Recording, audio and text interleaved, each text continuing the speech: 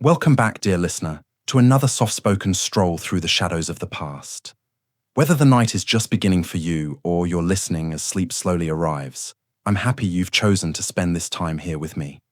Let me know in the comments. Are you listening from somewhere far and quiet, or in the heart of a busy city winding down? And if these calming explorations bring a sense of rest, please consider subscribing. There are countless more voices from the past still waiting to be heard. This isn't just another tale of Roman decadence. This is the story of a woman who wielded influence over the most powerful man on earth, who challenged every social boundary of her time, and whose downfall would echo through history as one of the most dramatic political scandals ever recorded. By the end of this journey, you'll understand not just who Messalina was, but how her choices rippled through the empire, ultimately sealing her fate in ways that still captivate historians today. But before we unravel this web of passion and politics, let me share something that might surprise you. Modern historians have spent decades trying to separate fact from fiction in Messalina's story, because the accounts we have were written by men who lived in a society that both feared and despised powerful women. What we're about to explore isn't just Messalina's story. It's a window into how history itself can become a battleground between truth and propaganda.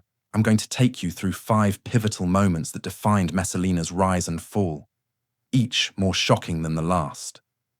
We'll explore her calculated ascent to power, her scandalous public behavior that horrified Roman society, her political maneuvering that threatened senators and freedmen alike, her ultimate act of defiance that crossed every line, and finally, the brutal retribution that ended her life at just 20 years old.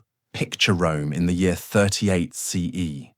The mad emperor Caligula has just been assassinated, and in the chaos that follows, an unlikely figure emerges as the new ruler. Claudius, the stammering, limping scholar whom everyone had dismissed as unfit for power, suddenly finds himself emperor of the known world. He's 50 years old, unmarried since his divorce, and desperately in need of legitimacy. Enter Messalina, barely 16, beautiful beyond measure, and possessing something Claudius desperately needs, the right bloodline. Valeria Messalina wasn't just any young Roman woman. Her family tree read like a who's who of imperial power. Her great-grandmother was Octavia, sister of Augustus himself. Her mother descended from Mark Antony. In her veins flowed the blood of Rome's founding dynasty, making her more blue-blooded than many emperors. When Claudius married her, he wasn't just taking a wife. He was cementing his claim to the throne through her ancestry. But here's where the story takes its first, dark turn. Messalina understood her value from the very beginning. While Roman wives were expected to be silent, supportive figures who managed households and bore children, Messalina had different plans. She recognized that her bloodline gave her leverage, and she intended to use every drop of it. Within a year of their marriage, she gave birth to Britannicus, Claudius's first legitimate male heir. Suddenly, she wasn't just the emperor's wife, she was the mother of Rome's future ruler. This elevated her status exponentially, but it also painted a target on her back. In the deadly game of Roman politics, being close to power meant being close to danger, and Messalina was about to discover just how treacherous that proximity could be. The early years of her marriage revealed a woman of extraordinary cunning. While Claudius struggled with the complexities of ruling an empire, dealing with rebellious provinces, managing the Senate, and overseeing massive public works projects, Messalina began building her own power base. She cultivated relationships with influential freedmen who had the emperor's ear. She positioned herself as a patron to ambitious young nobles. Most importantly, she learned to read Claudius's weaknesses and exploit them. Claudius, despite his intelligence, was remarkably naive about human nature. His academic mind could grasp complex legal principles and historical precedents, but he often missed the subtle machinations happening right under his nose. Messalina quickly realized that her husband's trust could be weaponized. When she whispered warnings about potential threats to his reign, he listened. When she suggested appointments or removals of officials, he often complied. Without realizing it, Claudius was allowing his young wife to accumulate unprecedented influence over imperial affairs. But power, especially power gained through manipulation, comes with its own intoxicating effects. As Messalina's influence grew, so did her appetite for more. The quiet, behind-the-scenes maneuvering that had marked her early years as empress began to give way to increasingly bold and public displays of her authority. She started appearing at gladiatorial games with an entourage that rivaled the emperor's own. She began receiving petitions from citizens seeking imperial favor. Most shocking of all, she started making decisions that affected the lives and deaths of Rome's elite. The transformation wasn't lost on Roman society. Whispers began circulating through the city's taverns, bathhouses, and marketplaces. The empress was overstepping her bounds. She was forgetting her place. She was becoming dangerous. But these whispers, rather than intimidating Messalina, seemed to energize her. She had tasted real power, and she wanted more. This hunger would manifest in ways that scandalized even jaded Roman society. Messalina began hosting elaborate parties at the imperial palace, gatherings that pushed every boundary of acceptable behavior. These weren't merely social events, they were displays of her influence, carefully orchestrated to show Rome's elite exactly who held real power in the empire. Senators who had once looked down on her as a mere girl now found themselves competing for invitations to her gatherings, knowing that her favor could make or break their careers. The parties themselves became legendary for their excess. Ancient sources describe feasts that lasted for days, entertainment that shocked even Romans accustomed to spectacle, and guest lists that included everyone from senators and generals to actors and gladiators. This mixing of social classes was itself revolutionary in a society built on rigid hierarchies, but Messalina seemed to delight in breaking these ancient taboos. More troubling still were the reports of what happened at these gatherings. Messalina allegedly used these occasions to gather intelligence on potential rivals, to negotiate political alliances, and to identify threats to her position. What appeared to be mere hedonistic revelry was actually a sophisticated information-gathering operation, with the Empress at its center, cataloguing the weaknesses, desires, and secrets of Rome's most powerful figures. But perhaps most dangerous of all was how these events affected Messalina herself. Each successful manipulation, each display of her influence, each moment of wielding power over men who should have been her superiors, fed a growing sense of invincibility. She began to believe that she was untouchable, that her combination of imperial blood, political cunning, and sexual charisma made her immune to the consequences that destroyed lesser mortals. This growing confidence would lead her to take risks that more cautious individuals would never have contemplated. She began to openly challenge traditional Roman values, not just in private settings, but in public forums where her behavior would be witnessed and reported throughout the empire. She started making appearances at the theatre, the circus, and even the gladiatorial schools, often without Claudius, surrounded by her own coterie of supporters and admirers. These public appearances weren't merely social outings, they were political statements. Every time Messalina appeared in public without the emperor, every time she received the adulation of crowds, every time she made decisions that affected public policy, she was asserting her right to wield imperial power independently. In a society where women's power was supposed to flow through their male relatives, Messalina was claiming authority in her own right. The implications of this behavior rippled throughout Roman society. If the empress could ignore traditional boundaries, what did that mean for other Roman women? If she could wield power independently of her husband, was she setting a precedent that threatened the entire patriarchal structure of Roman civilization? These questions weren't merely academic. They struck at the heart of Roman identity and social order. But Messalina's most audacious moves were yet to come. As her confidence grew, so did her willingness to eliminate anyone who threatened her position. or questioned her authority. What started as political maneuvering would soon escalate into something far more sinister, setting the stage for a series of events that would shock even the blood-soaked annals of Roman history. The transformation from ambitious young empress to something approaching a reign of terror didn't happen overnight.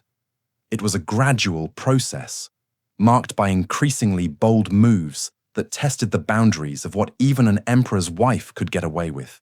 Each successful gambit emboldened her for the next, creating a dangerous cycle of escalation that would ultimately prove impossible to control. As we prepare to delve deeper into this extraordinary story, remember that we're not just exploring the life of one remarkable woman. We're examining the nature of power itself, how it corrupts, how it intoxicates, and how it ultimately destroys those who wield it without wisdom or restraint. Messalina's story is a mirror held up to every age, reflecting timeless truths about ambition, desire, and the deadly consequences of believing that rules don't apply to us. Now comes the blood. Because once Messalina had tasted the intoxicating rush of bending Rome's most powerful men to her will, once she had proven that her beauty and bloodline could open any door, close any mouth, or seal any fate, the logical next step wasn't restraint. It was elimination. The first to fall was Marcus Vinicius, a senator whose only crime was possessing something Messalina wanted: his wife.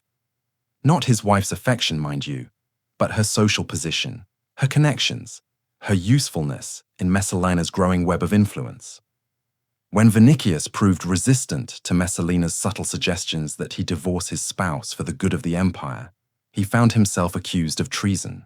The evidence was thin, manufactured, almost laughably transparent to anyone who cared to look closely.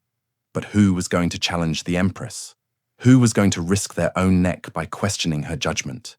Claudius signed the death warrant without hesitation. His trust in his young wife had become absolute, dangerous in its completeness. When Messalina whispered that Vinicius posed a threat to their son Britannicus, when she painted pictures of conspiracy and rebellion, the Emperor saw only a loving mother protecting their family's future. The reality that his wife was systematically removing anyone who might limit her power never crossed his scholarly mind. Vinicius died quietly, efficiently, as enemies of the state were meant to die. His widow, suddenly available and grateful for Messalina's protection, became a valuable addition to the Empress's inner circle. The message to Rome's elite was unmistakable. Cooperation would be rewarded, resistance would be eliminated. But here's what made Messalina truly terrifying. She didn't stop at political enemies. She began targeting anyone who possessed something she coveted, anyone who had slighted her, anyone whose very existence reminded her that she wasn't yet untouchable. Asiaticus, one of Rome's wealthiest men, owned gardens that Messalina admired. His reluctance to sell them to her at the price she offered sealed his fate. Accusations of corruption followed, then a trial, then execution. The gardens became part of the imperial estate. Julia Livia, Caligula's sister, and a woman whose imperial bloodline rivaled Messalina's own, represented a different kind of threat.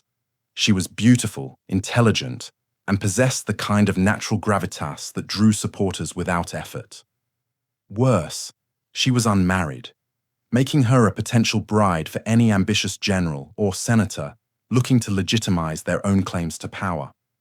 Messalina couldn't allow such a wild card to remain in play. The destruction of Julia Livia showcased Messalina's evolving sophistication in the art of character assassination. Rather than crude accusations of treason, she orchestrated a more subtle campaign. Rumors began circulating about Julia's private life, her alleged affairs, her supposed plots against the emperor. These whispers, carefully planted and nurtured by Messalina's network of informants, gradually poisoned Claudius against his own niece. When the final accusations came, adultery with the philosopher Seneca, conspiracy against the throne, They seemed almost inevitable. Julia Livia was exiled to a remote island where she died under mysterious circumstances, officially from illness, though everyone understood the truth.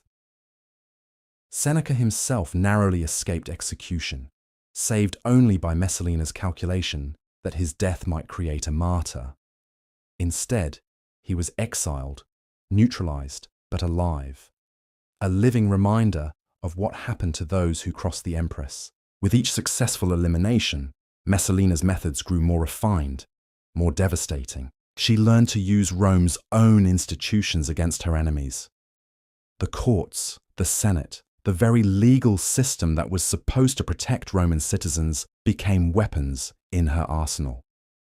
She discovered that the right accusation, delivered at the right moment to the right audience, could destroy anyone regardless of their wealth, connections, or innocence. More chilling still was how she began to enjoy the process.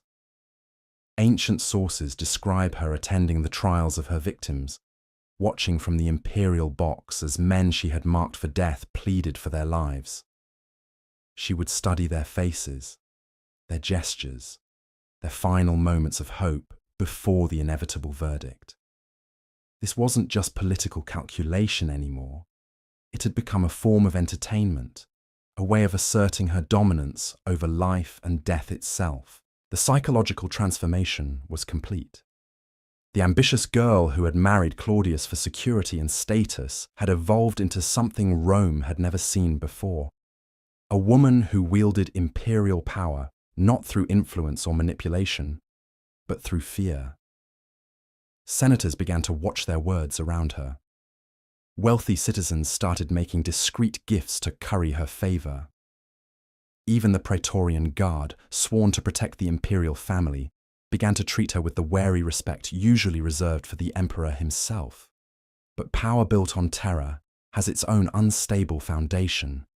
Each execution, each exile, each demonstration of her reach created new enemies, even as it silenced existing ones. The families of her victims didn't forget. The friends of the dead didn't forgive. Most dangerous of all, the very institutions she was using to eliminate her enemies were beginning to understand how thoroughly they had been compromised. Narcissus, Claudius's most trusted freedman and secretary, was the first to recognize the true scope of what was happening. As the man responsible for managing the emperor's correspondence and appointments, he could see patterns that others missed.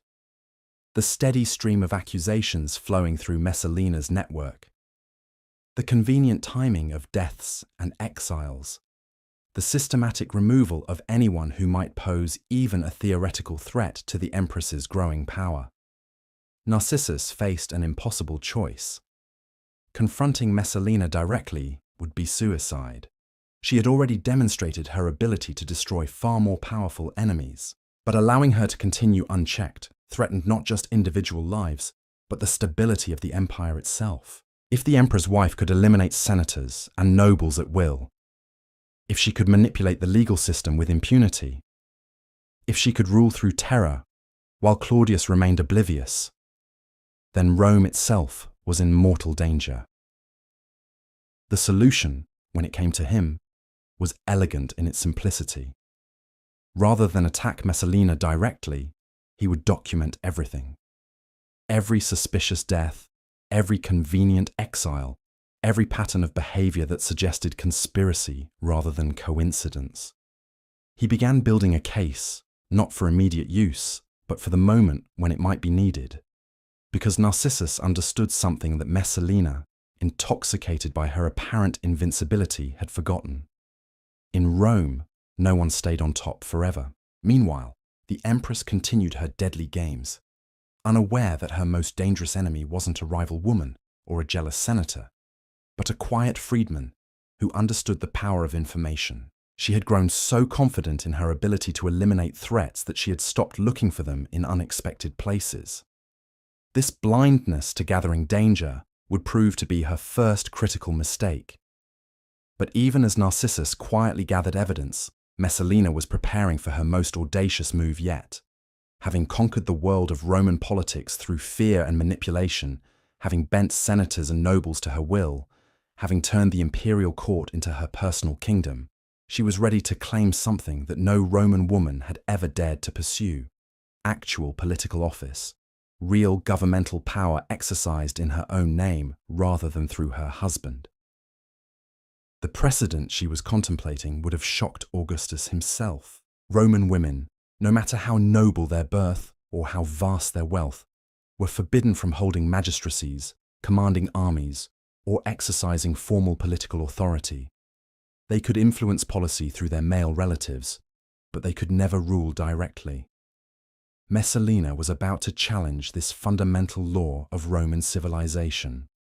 Her target was the consulship itself, the highest elected office in the Roman state. True, the consulship under the empire was largely ceremonial, with real power concentrated in the emperor's hands, but it retained enormous symbolic importance. The consuls were the heirs of the men who had founded the Republic, the successors to Brutus, and the other heroes who had expelled the last king. For a woman to claim such an office would be revolutionary, unprecedented, and utterly unthinkable to traditional Roman minds. Yet, Messalina began to lay the groundwork with characteristic cunning. She started by suggesting that certain consulships should be reserved for members of the imperial family, ostensibly to honor their service to the state. She proposed that the emperor's relatives should be given precedence in elections, ensuring that only the most loyal candidates could hold high office. These suggestions, presented as reforms to strengthen imperial authority, actually served to normalize the idea that birth and family connection, rather than merit or popular support, should determine who held power. The next step was more subtle still. She began appearing at Senate meetings, initially just as an observer, sitting in the section reserved for imperial family members. Her presence was unusual, but not unprecedented. Other empresses had occasionally attended important sessions, but gradually her role evolved. She started whispering suggestions to senators during debates. She began nodding approval or showing displeasure at particular proposals. Most significantly, she started making it clear which candidates she supported for various offices. These interventions had immediate effects. Senators who had ignored her preferences found themselves facing unexpected legal challenges.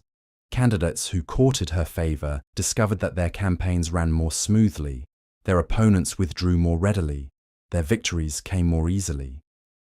Without any formal authority, Messalina was effectively controlling Roman elections through a combination of rewards and punishments. But informal influence, no matter how extensive, wasn't enough anymore. She wanted recognition, official acknowledgement of the power she already wielded. She wanted her name on laws, her image on coins, her authority codified in Roman legal tradition. She wanted to stop ruling from the shadows and step into the blazing light of acknowledged supremacy. This ambition would lead her into territory so dangerous, so unprecedented, so shocking to Roman sensibilities, that even her most loyal supporters would begin to question their allegiance. Because what Messalina was contemplating wasn't just political advancement. It was a complete overthrow of the social order that had defined Roman civilization for centuries. The stage was set for a confrontation that would determine not just Messalina's fate, but the future of imperial Rome itself. The moment arrived when patience became impossible for Messalina. Her hunger for recognition had grown beyond whispered influence and shadow manipulation. She craved something that would cement her name in Roman law, Roman tradition, Roman memory forever. The consulship beckoned like a glittering prize, but even that seemed insufficient for someone who had already tasted the intoxicating rush of absolute power over life and death. What she devised next would have been unthinkable to any previous generation of Romans. If she couldn't claim formal political office immediately, she would create her own sphere of authority, her own court within the court, her own government operating parallel to her husband's. She began holding what she called consultations in her private quarters, inviting senators, governors, and military commanders to seek her counsel on matters of state. These weren't casual conversations between an interested wife and her husband's subordinates. These were formal audiences, complete with ceremonial protocols that Messalina invented herself. Visitors were required to request appointments through her personal secretary. They waited in antechambers decorated with her portrait alongside images of the gods. When finally admitted to her presence, they found themselves facing a woman seated on a throne-like chair, surrounded by scribes recording every word, flanked by guards who answered to her alone. The genius of this arrangement was its apparent informality. Technically, Messalina was simply offering advice as any concerned member of the imperial family might do.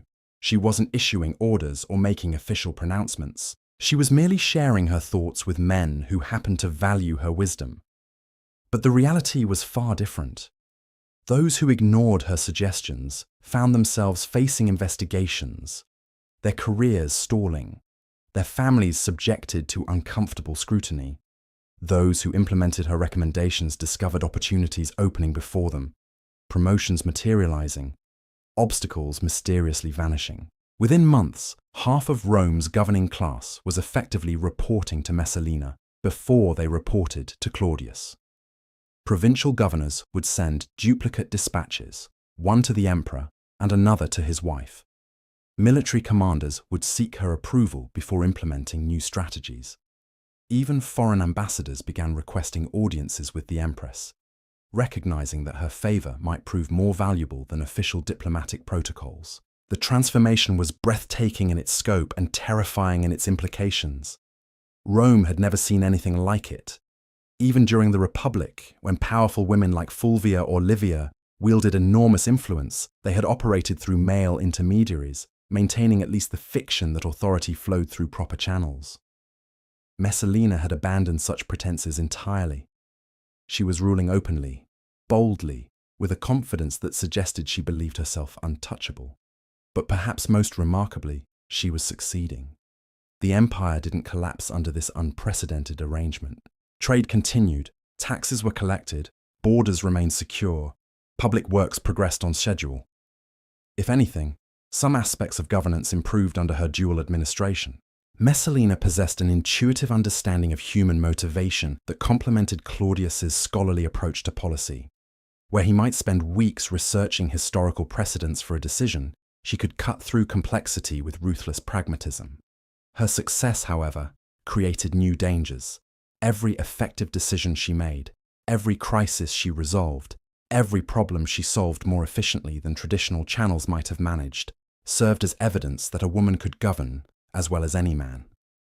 This was revolutionary thinking in a society built on the assumption of male superiority in all matters of public importance. Conservative senators began to whisper among themselves about the dangerous precedent being set. If Claudius's wife could effectively co-rule the empire, what did that mean for their own wives, daughters, and sisters? Were they witnessing the beginning of a new age where women might claim political equality? Or were they seeing an aberration that needed to be corrected before it spread? These concerns might have remained mere grumbling if Messalina had been content to exercise power quietly, efficiently, without drawing unnecessary attention to herself. But contentment had never been part of her nature. Having proven that she could govern effectively, she now wanted recognition for her achievements. She wanted historians to record her contributions. She wanted poets to celebrate her wisdom. She wanted temples erected in her honor, not just as the emperor's wife or the mother of his heir, but as a ruler in her own right. This desire for recognition led her to commission a series of public monuments that would commemorate her role in various imperial achievements. The completion of the Claudian Aqueduct, one of Rome's greatest engineering marvels, was marked by inscriptions that mentioned her contributions alongside those of the emperor. New roads built during Claudius's reign bore markers acknowledging her involvement in their planning. Even military victories were celebrated with monuments that credited her strategic insights. To Roman eyes, accustomed to seeing women's names appear in public only as wives, mothers, or daughters of important men, these inscriptions were shocking. Here was a woman claiming credit for achievements typically attributed solely to male rulers. Here was someone asserting that her contributions to the empire deserved permanent recognition, that future generations should remember her not just as Claudius's wife, but as a partner in governance. The psychological effect on Messalina herself was intoxicating. Seeing her name carved in marble, reading poetry that praised her wisdom, hearing crowds cheer when she appeared at public ceremonies, all of this fed a growing sense that she had transcended the normal limitations of her gender and her time. She began to believe that she was creating a new model of female leadership that would inspire women for generations to come. But inspiration can be dangerous when it challenges fundamental social structures. Reports began reaching Rome from the provinces of women, citing Messalina's example to claim greater authority in their own communities. Wives of governors started attending official meetings. Daughters of wealthy merchants began demanding roles in family businesses previously reserved for men. Even among the common people, women started questioning traditional limitations on their activities and ambitions. This social upheaval terrified Rome's male elite more than any military threat or economic crisis. They could understand and respond to conventional challenges, rebellious provinces, barbarian invasions, natural disasters, but a challenge to the basic assumptions about gender roles and social hierarchy struck at the very foundation of their worldview. If women could rule as effectively as men, if traditional limitations were revealed as arbitrary conventions rather than natural law, then what other assumptions might prove equally fragile? The backlash, when it came, would be swift and merciless. But Messalina, intoxicated by her apparent success, blinded by the adulation of her supporters, drunk on the unprecedented power she wielded, failed to recognize the growing storm.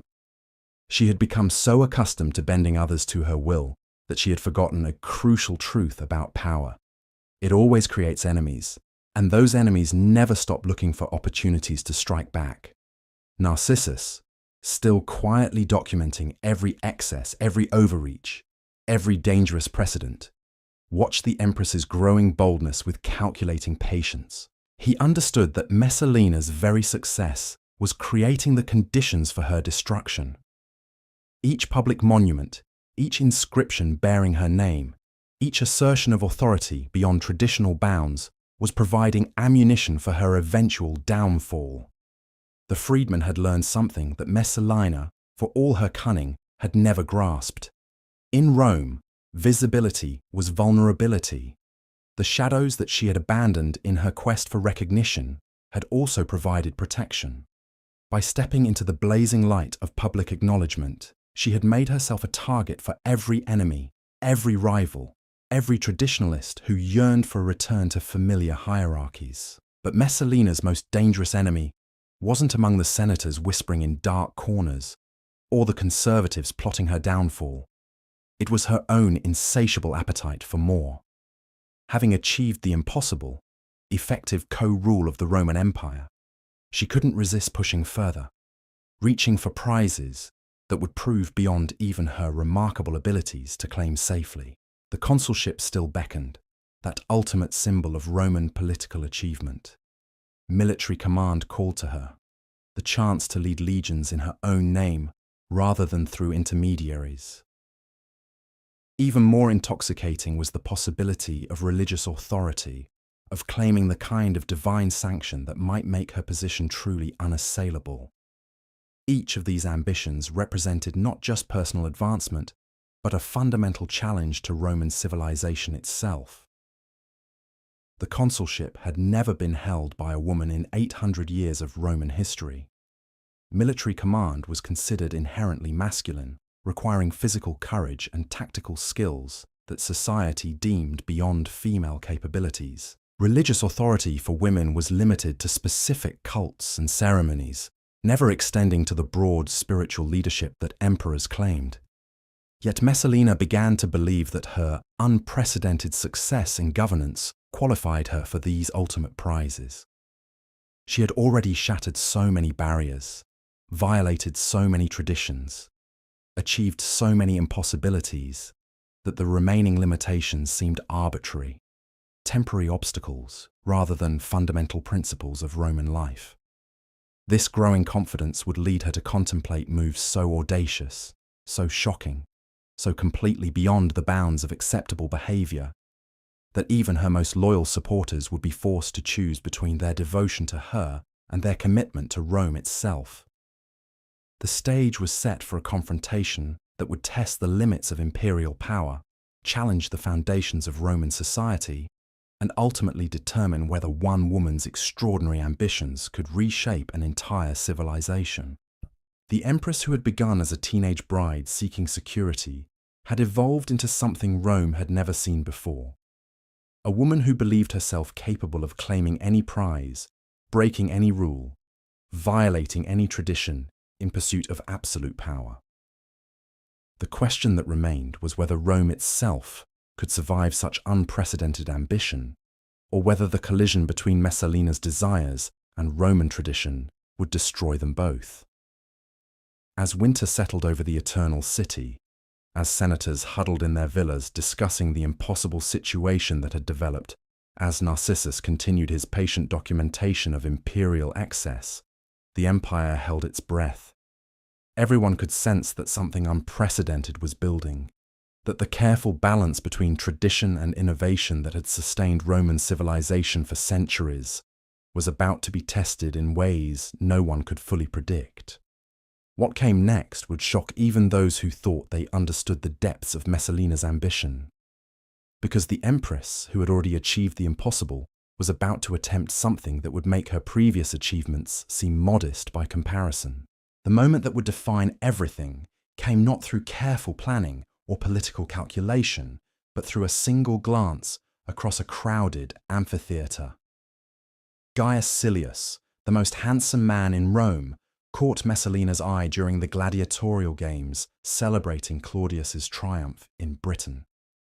He was everything the emperor wasn't: young, athletic, devastatingly beautiful, with the kind of magnetic presence that made crowds turn to stare when he entered a room. But Silius represented far more than mere physical attraction. He was a senator from an ancient patrician family, a man whose bloodline stretched back to the earliest days of the Republic.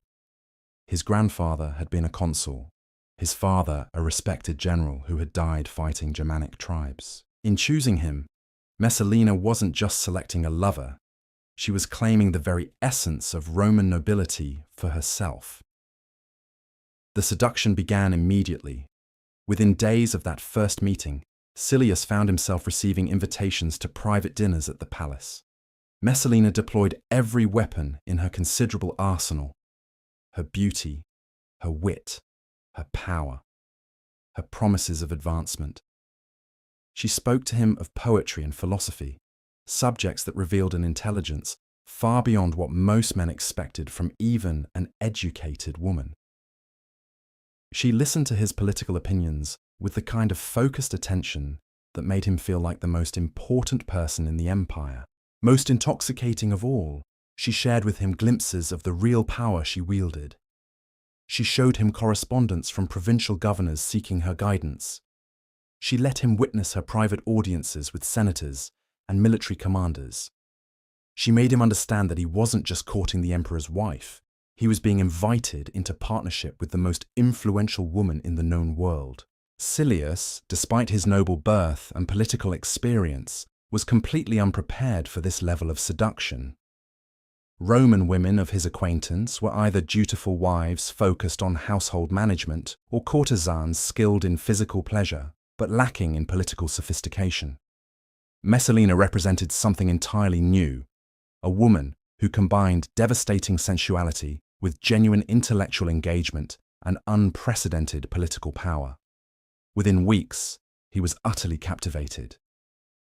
Their affair began in the shadows, conducted through carefully orchestrated meetings in private villas, secret rendezvous in gardens owned by Messalina's supporters, stolen moments during public ceremonies where they could exchange meaningful glances while maintaining the facade of casual acquaintance. But secrecy had never satisfied Messalina for long. Having proven that she could seduce Rome's most eligible bachelor, having demonstrated once again her irresistible appeal, She wanted more. She wanted recognition, acknowledgement, the kind of open relationship that would force Roman society to accept her choices regardless of their shock or disapproval. The first sign of her changing attitude came during the Saturnalia festival, Rome's annual celebration of social inversion, where normal rules were temporarily suspended. Messalina appeared at the public festivities with Silius at her side, not as a discreet escort, but as an obvious companion. They shared wine from the same cup, laughed at each other's jokes, exchanged touches that left no doubt about the nature of their relationship. The reaction was immediate and electric. Romans who had grown accustomed to their empress's unconventional behavior found themselves confronted with something that crossed entirely new lines. Adultery among the elite was common enough, but it was conducted discreetly, with at least a pretense of maintaining proper appearances. Open adultery, flaunted publicly by the emperor's wife, was unprecedented and deeply shocking, but the public display served Messalina's purposes perfectly. By forcing Roman society to confront her relationship with Silius, she was testing their willingness to accept her choices simply because of who she was. Would they condemn her, risking her wrath and potential retaliation?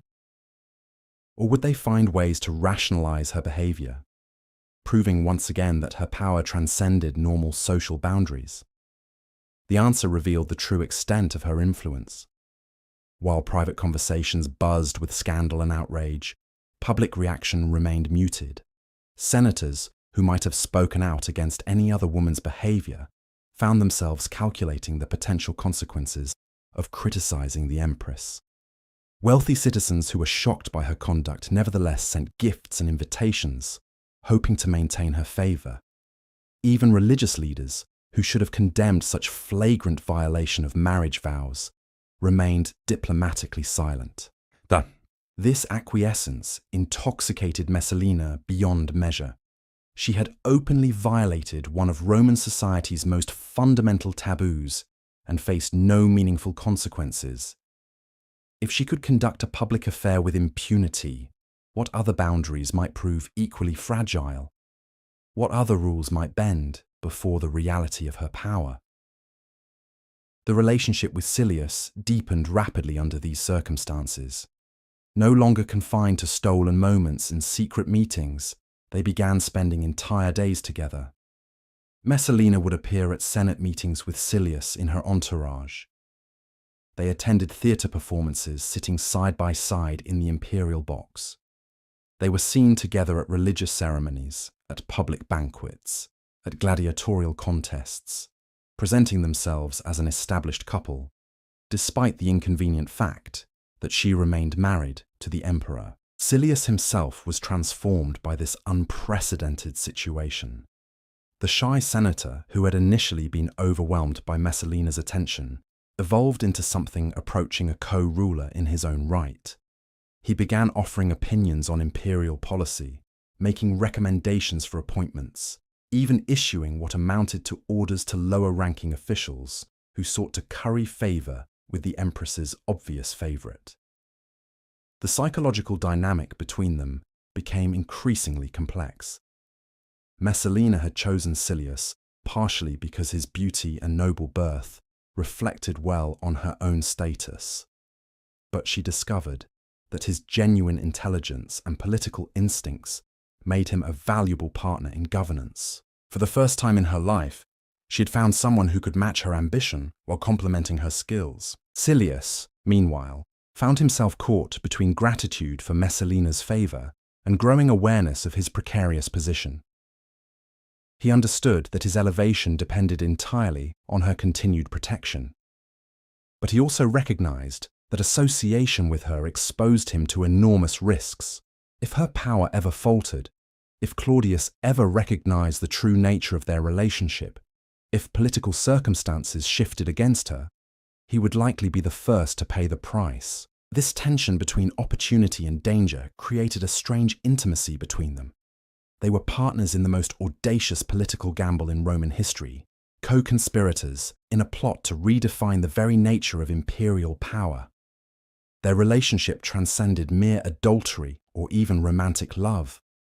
They had become collaborators in an attempt to reshape civilization itself. But their growing boldness was creating new enemies every day. Conservative senators who had grudgingly accepted Messalina's political influence found her open adultery impossible to stomach. Military commanders who had worked with her effectively began questioning whether they could serve an emperor whose wife so flagrantly dishonored him. Even among the common people, whispers began circulating about the empress who had forgotten her duties as wife and mother. Most dangerous of all, their behavior was finally penetrating Claudius's scholarly detachment from palace intrigue.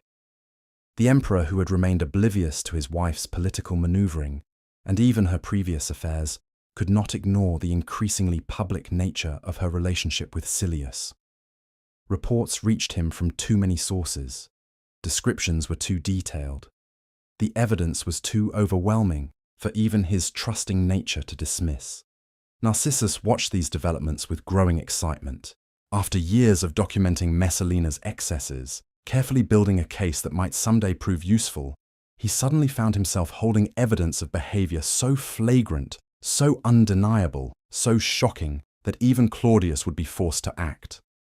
The Empress's greatest triumph, her ability to conduct an open affair without consequences, might finally provide the weapon needed to destroy her. But Messalina remained oblivious to the gathering storm. Intoxicated by her apparent immunity from consequences, emboldened by Silius's partnership, convinced that her power had transcended all traditional limitations, she prepared to take the step that would define her legacy forever.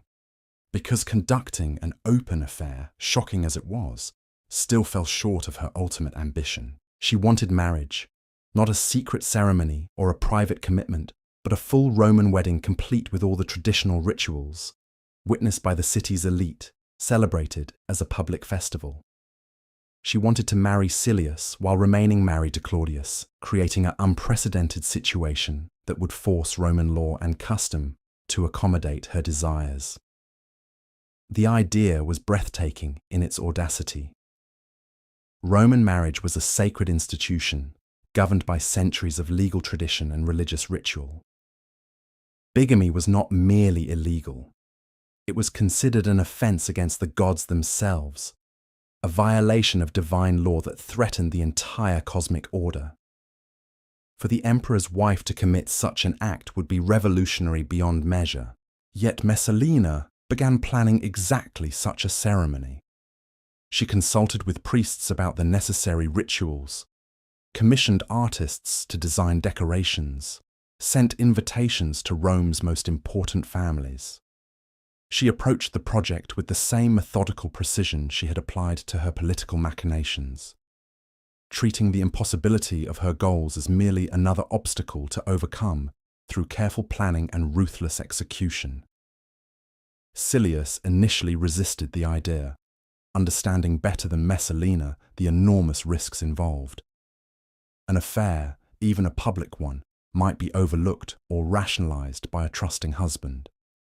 But a wedding ceremony would be impossible to ignore or explain away. It would force a direct confrontation with Claudius, create a crisis that could only end in triumph or total destruction.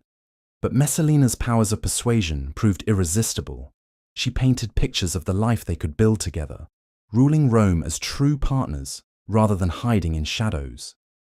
She described the precedent they would set for future generations, showing that love and political compatibility mattered more than outdated customs. Most compelling of all, she argued that their marriage would legitimize their relationship in the eyes of the gods, transforming what critics called adultery into a sacred union blessed by divine authority. Under this relentless campaign, Silius's resistance crumbled. His love for Messalina, combined with his growing ambition and his genuine belief in their partnership, overcame his political caution.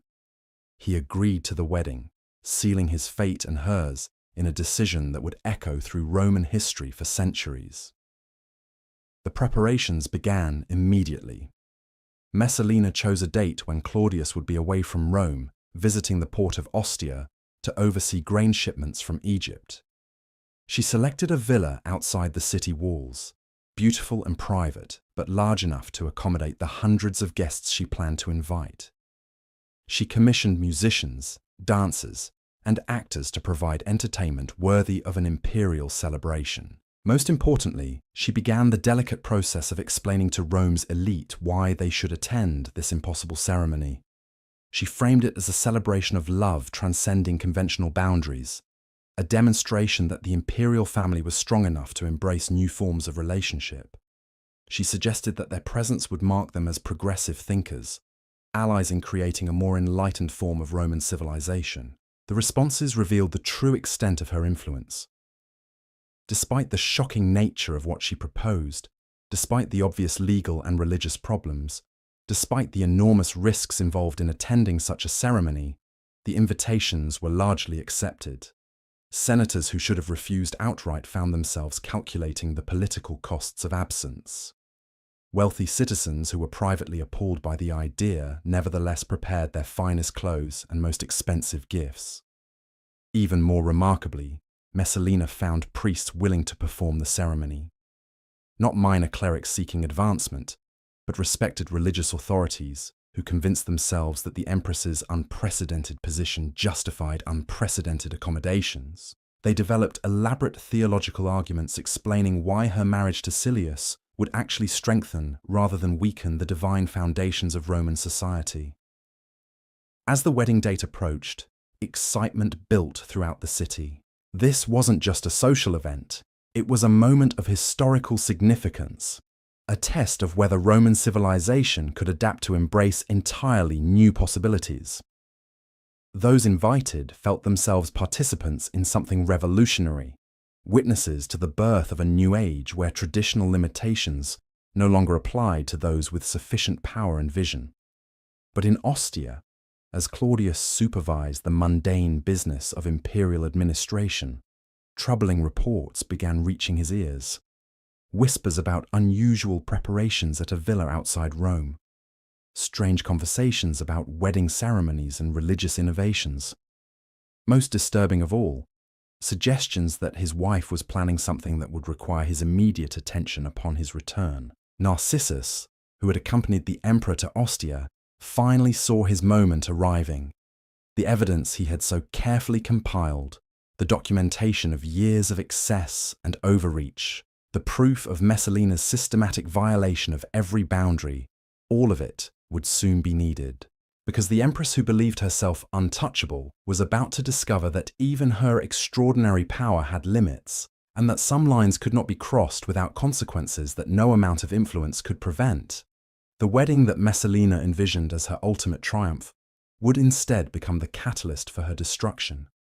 The ceremony she planned as a celebration of transcendent love would transform into the stage for a confrontation that would determine not just her fate, but the future direction of the Roman Empire itself. As autumn winds swept across the Seven Hills, as preparations for an impossible wedding reached their climax, as the emperor in Ostia began to understand the true magnitude of what awaited him in Rome, the ancient city held its breath. Everyone sensed that they stood at a crossroads, that the choices made in the coming days would echo through history, determining whether the unprecedented ambitions of one extraordinary woman would reshape civilization, or whether the weight of tradition would crush even the most remarkable individual who dared to challenge it. The stage was set for a confrontation that would test every assumption about power, gender, tradition, and change in the ancient world. The morning of October 15th dawned crisp and clear, the kind of Roman autumn day that poets would later claim the gods themselves had crafted for momentous occasions. In her private chambers, Messalina woke before sunrise, her mind already racing through the final preparations for what would become the most audacious ceremony in Roman history. Today, she would marry Gaius Silius, while remaining the wife of Emperor Claudius. Today, she would shatter every convention that had governed Roman society for 8 centuries. But 60 miles away in Ostia, another drama was unfolding. Narcissus had finally played his hand, presenting Claudius with documentation so comprehensive, so damning, so irrefutable that even the emperor's legendary capacity for denial crumbled in the face of overwhelming evidence. The freedman had waited years for this moment, carefully building his case. And now he watched as understanding dawned across Claudius's scholarly features. The emperor's reaction was not the explosive rage that Narcissus had expected. Instead, Claudius seemed to age a decade in moments, his shoulders sagging as he absorbed the reality of what his beloved wife had become. The man who could recite complex legal precedents from memory, who could debate the finer points of historical interpretation for hours, found himself speechless in the face of personal betrayal so complete it defied comprehension. What hurt most wasn't the adultery itself. Roman marriages among the elite often accommodated such arrangements with discreet understanding. What devastated Claudius was the systematic nature of Messalina's deception, the way she had weaponized his trust, turned his love into a tool for her own advancement. Every tender moment they had shared, every political decision she had influenced, every assurance of loyalty she had offered, now appeared in a new and terrible light. Narcissus, recognizing the emperor's shock, pressed his advantage with clinical precision. He produced letters proving Messalina's role in political executions. He showed evidence of her shadow government, complete with records of the appointments she had made and the policies she had implemented without imperial authorization. Most damning of all, he presented testimonies from witnesses who had seen her with Silius, descriptions so detailed and consistent that denial became impossible. But the freedman's masterstroke was revealing the wedding plans. This wasn't merely about adultery or even unauthorized governance. This was treason on an unprecedented scale. By marrying another man while remaining empress, Messalina was attempting to create a dual imperial household, effectively splitting the monarchy itself. The legal implications were staggering, the precedent terrifying, the threat to imperial stability absolute. As Claudius absorbed this information, his shock began transforming into something far more dangerous, cold, calculating fury. The gentle scholar who had preferred books to battles, who had ascended to the throne almost by accident, suddenly revealed the steel that had kept him alive through decades of palace intrigue. His voice, when he finally spoke, carried an authority that even Narcissus had never heard before. The orders came rapid fire, each one precise and final. Trusted centurions were summoned and given sealed instructions. Messages were dispatched to Rome with unprecedented urgency. Most crucially, the Praetorian Guard units still loyal to the emperor rather than his wife were quietly alerted and positioned for what was to come. Claudius had learned statecraft from watching Augustus, Tiberius, and even Caligula. He understood that decisive action, once begun, must be completed without hesitation. Meanwhile, in Rome, the wedding preparations reached their crescendo in an atmosphere of fevered excitement and barely suppressed terror. Everyone involved understood they were participating in something revolutionary, but few had fully grasped the enormous risks they were assuming. The guest list read like a catalogue of Rome's most powerful families, each name representing not just an individual, but entire networks of political and economic influence. Messalina herself moved through the preparations with an almost supernatural calm. She had crossed so many boundaries, violated so many taboos, achieved so many impossibilities, that this final transgression felt almost inevitable. The teenage bride who had once trembled at the thought of displeasing her elderly husband had evolved into a woman who believed herself capable of rewriting the fundamental laws of Roman civilization. The ceremony itself was planned with meticulous attention to every traditional detail. Messalina would wear the flame-colored veil of a Roman bride, carry the ritual torch, speak the ancient vows that had sanctified marriages for generations beyond memory. The irony was deliberate. By conducting the most transgressive act in Roman history through the most traditional forms, she was forcing society to confront the arbitrary nature of its own rules. Silius, resplendent in senatorial white bordered with purple, had overcome his final reservations. Standing beside Messalina as she reviewed the final arrangements, he seemed transformed by the magnitude of what they were attempting.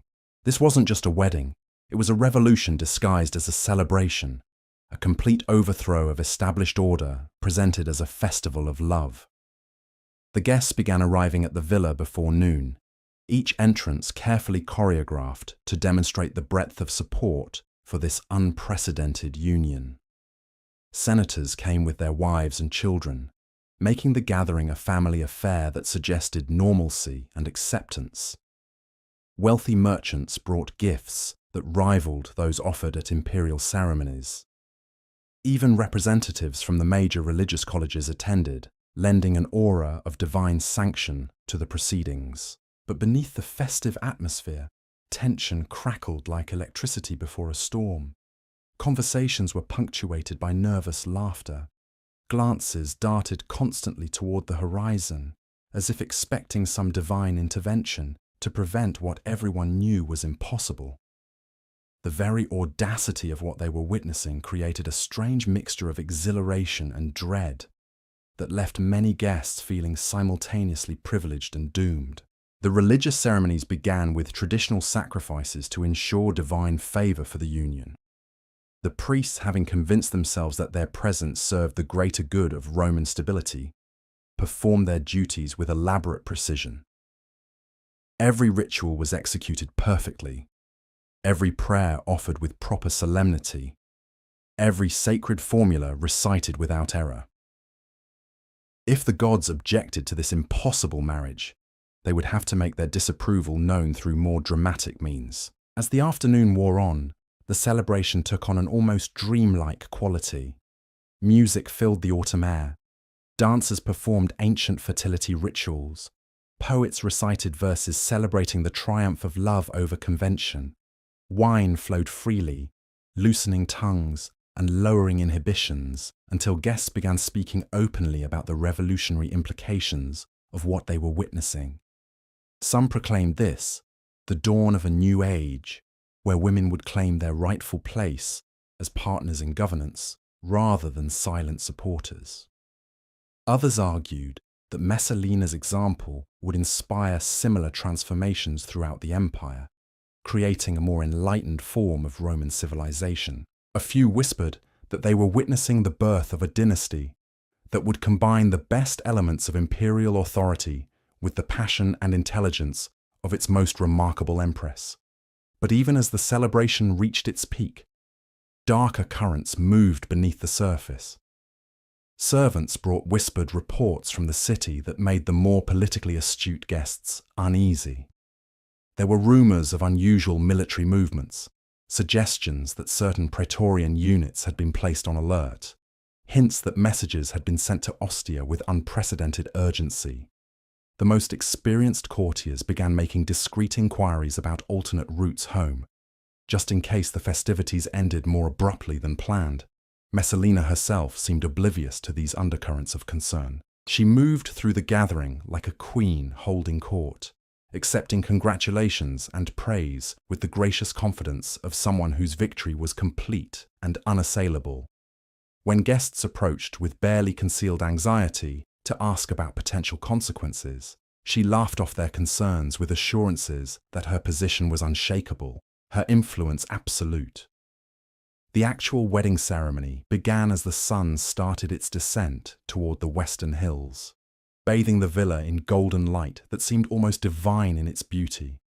Messalina and Cilia stood before the assembled crowd, surrounded by flowers and incense, flanked by musicians, a platform that and dancers elevated on everyone to witness this unprecedented moment in Roman history. The priest's voice carried clearly across the grounds as he began the ancient formula that had united Roman couples since the earliest days of the Republic.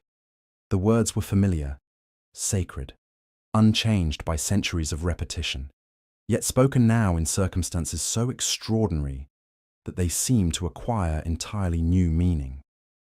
When he asked if the bride came willingly to this union, Messalina's response rang out with such conviction that several guests gasped at the implications.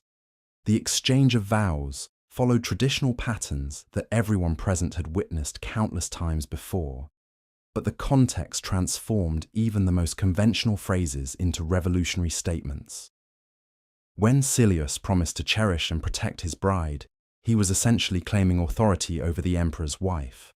When Messalina vowed to honor and obey her new husband, she was publicly transferring loyalties that should have belonged exclusively to Claudius. The moment of greatest audacity came when the couple shared the ritual cake, symbolizing their union in the eyes of gods and mortals alike. This simple act, performed at countless Roman weddings throughout history, now represented the most direct challenge to imperial authority ever attempted. By accepting cake from Silius's hand, Messalina was formally acknowledging him as her husband, while remaining legally married to the emperor. The guests erupted in cheers and applause that could be heard for miles around Rome. This wasn't merely enthusiasm for the couple's happiness, it was celebration of their own participation in history, their presence at the moment when Roman civilization proved flexible enough to embrace revolutionary change. They had witnessed the impossible and emerged not as criminals, but as pioneers of a new age. But even as the celebration reached its crescendo, riders were already thundering along the coastal road from Ostia, carrying orders that would transform triumph into tragedy within hours.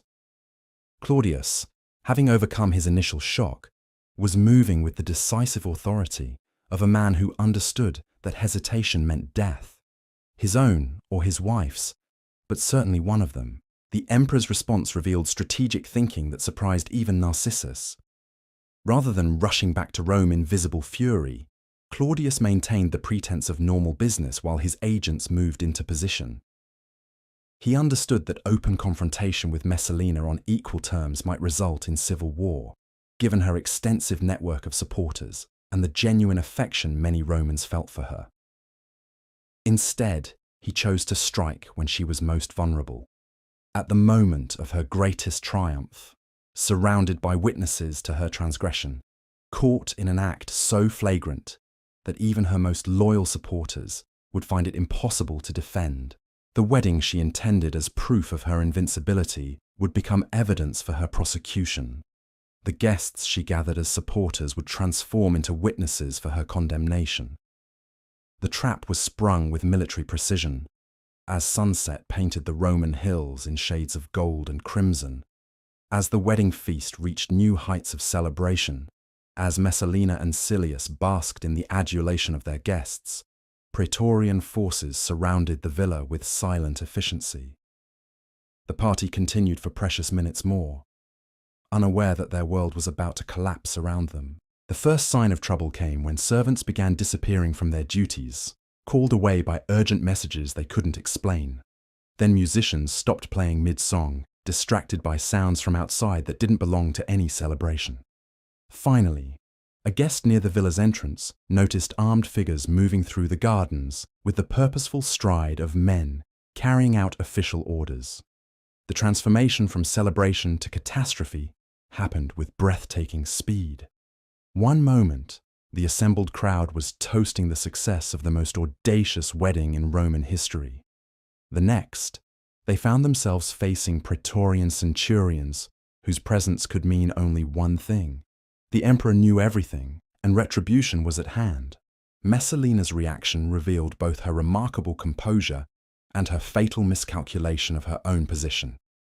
Even faced with armed soldiers carrying imperial orders, she maintained the regal bearing that had carried her through so many previous crises. She demanded to know by what authority they dared interrupt a private ceremony, insisting that her status as empress protected both herself and her guests from arbitrary interference.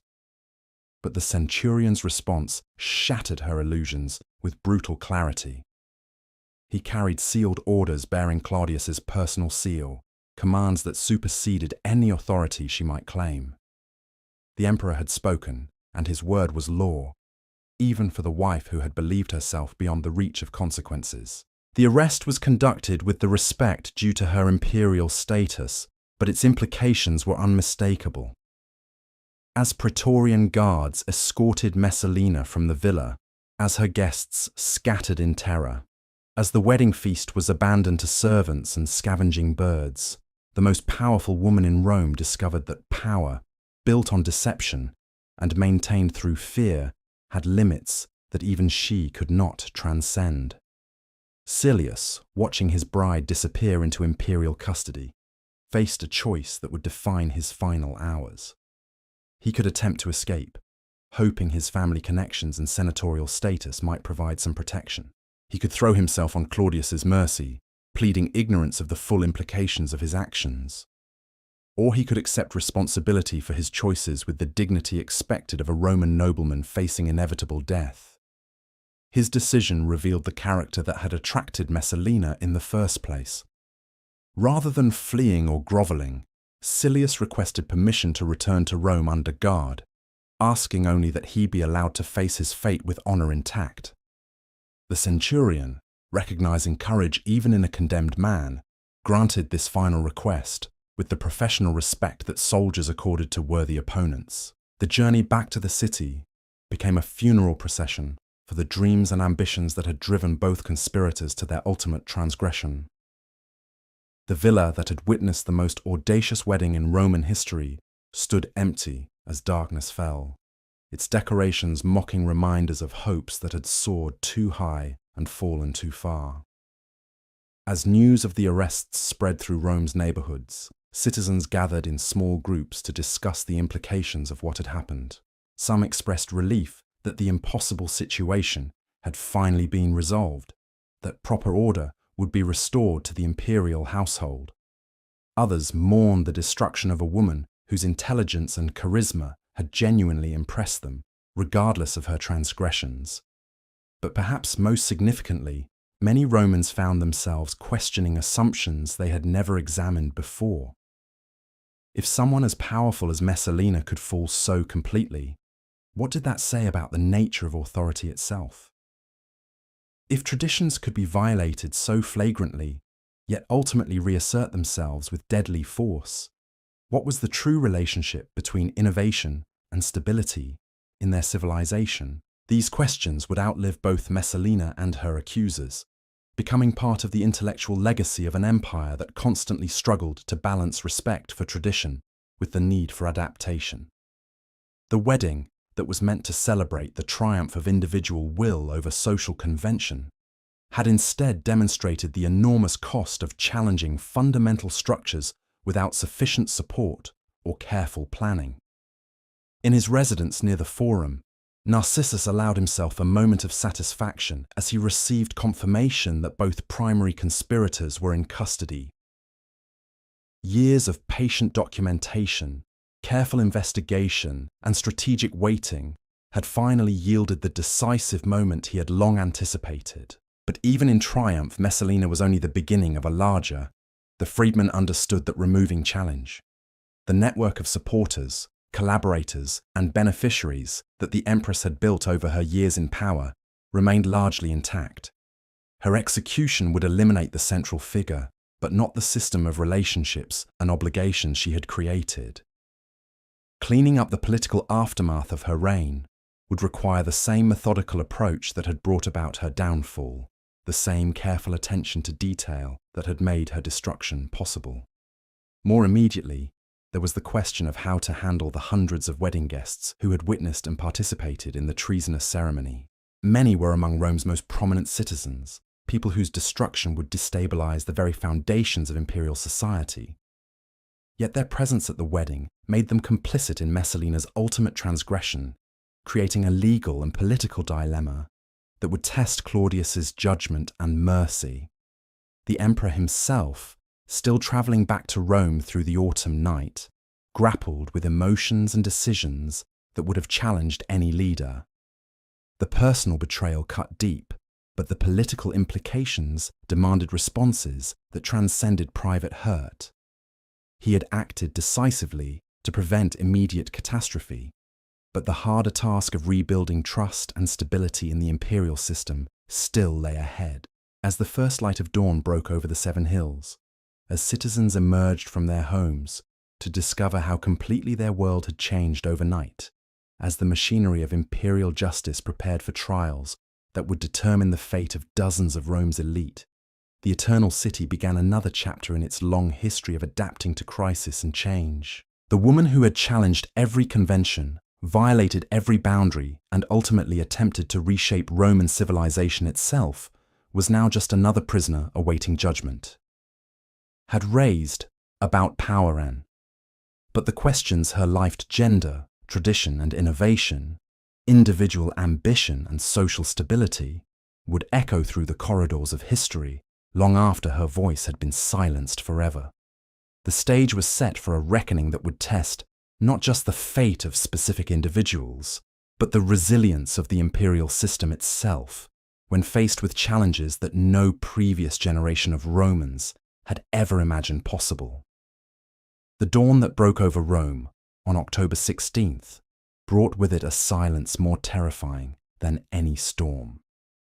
Citizens who ventured into the streets found a city transformed overnight, where whispered conversations replaced the usual morning bustle, where glances were exchanged with the careful calculation of people navigating a minefield they couldn't see but knew was there. The news had spread through the neighborhoods like smoke through narrow alleys. Messalina, the woman who had seemed untouchable just hours before, sat in a cell beneath the Palatine Hill. Her lover, the senator whose beauty had captivated Rome's most powerful woman, waited in chains for a judgment that everyone knew would be final. The impossible had happened, and now the city held its collective breath, waiting to see how far the consequences would spread. But perhaps most unsettling of all was what hadn't happened. The empire continued to function. Grain shipments arrived from Egypt on schedule. Tax collectors went about their business. Soldiers manned their posts along distant frontiers, unaware that the woman who had effectively co-ruled their world for years was now counting her final hours. The machinery of Roman governance, so dependent on Messalina's shadow administration, proved remarkably resilient when suddenly deprived of her guiding hand. This continuity revealed something profound about the nature of imperial power that even Messalina, for all her political acumen, had failed to grasp. The empire wasn't held together by any single individual's brilliance or charisma. It was sustained by thousands of administrators, soldiers, and citizens who understood their roles and performed them regardless of who occupied the palace. Her removal, shocking as it was, created ripples rather than collapse, disruption rather than destruction. In the imperial chambers, Claudius faced decisions that would define not just his remaining years as emperor, but his place in Roman history. The man who had ascended to power almost by accident now found himself wielding that power with a precision that surprised even his closest advisors. The gentle scholar had revealed depths of resolve that transformed him from a figure of mild ridicule into something approaching genuine authority. His first challenge was immediate and practical: what to do with the hundreds of witnesses to Messalina's wedding ceremony. The guest list included senators whose support was crucial for governing effectively, wealthy merchants whose economic influence shaped entire provinces, and religious leaders whose spiritual authority maintained social stability. Executing them all would devastate Roman society. Pardoning them completely would make a mockery of Roman law. Some middle path had to be found, a solution that demonstrated both justice and mercy in carefully calibrated measure. The emperor's approach revealed political sophistication that few had credited him with possessing. Rather than mass executions or blanket pardons, he began a methodical process of individual evaluation. Each guest's level of involvement was assessed, their motivations examined, their value to the empire weighed against their complicity in treason. Some faced exile, others paid substantial fines. A few received warnings that would shadow their remaining careers. The most deeply involved faced death. But even these sentences were carried out with dignity rather than the brutal spectacle that had marked previous imperial purges. This measured response sent a powerful message throughout Roman society. Claudius wasn't acting from personal vindictiveness or uncontrolled rage. He was restoring order through justice, demonstrating that even imperial mercy operated within the boundaries of law rather than arbitrary whim. The contrast with his predecessor Caligula's chaotic brutality could not have been more stark or more reassuring to Romans who had lived through those terrible years. But the emperor's most difficult decision concerned Messalina herself. Roman law was clear about the penalty for treason, and her actions at the wedding ceremony had crossed every possible line of acceptable behavior. Yet she remained the mother of his son, the woman he had loved with genuine devotion, the partner who had shared his bed and his secrets for years. Personal affection warred with political necessity in ways that kept him wakeful through the dark hours before dawn. The legal proceedings that followed would become models for imperial justice, studied by jurists for generations. Every precedent was carefully examined, every principle of Roman law meticulously applied, every decision documented with the thoroughness that Claudius brought to all his scholarly endeavours. This wasn't a show trial designed to justify predetermined conclusions. It was a genuine attempt to apply Roman legal traditions to circumstances that no previous generation had ever imagined. Messalina's defense, such as it was, relied on arguments that revealed both her desperation and her continued failure to understand the gravity of her situation. Her advocates claimed that the wedding ceremony had been a symbolic gesture rather than a legal marriage, a celebration of friendship that had been misinterpreted by hostile observers. They argued that her previous service to the empire, her successful governance during Claudius's absences, her role as mother to the imperial heir, all deserved consideration in determining her fate. But the evidence was overwhelming, the witnesses numerous, the implications undeniable. The documentation that Narcissus had compiled over years of careful observation painted a picture of systematic deception and escalating transgression that made denial impossible. Most damning of all was Messalina's own behaviour at the wedding, her obvious joy in the ceremony, her public acknowledgement of Silius as her husband while remaining married to the emperor. The trial's most dramatic moment came when Messalina herself was brought before the court. Even in chains, even facing certain death, she retained the bearing that had made her the most compelling woman in Rome. Her beauty remained undiminished, her intelligence undimmed, her charisma still powerful enough to make even her accusers pause and consider the magnitude of what they were destroying. She spoke in her own defense with eloquence that reminded everyone present why she had wielded such influence for so many years. Her voice carried the authority of someone accustomed to command, the passion of someone fighting for her life, the desperation of someone who finally understood that her remarkable run of success had reached its end.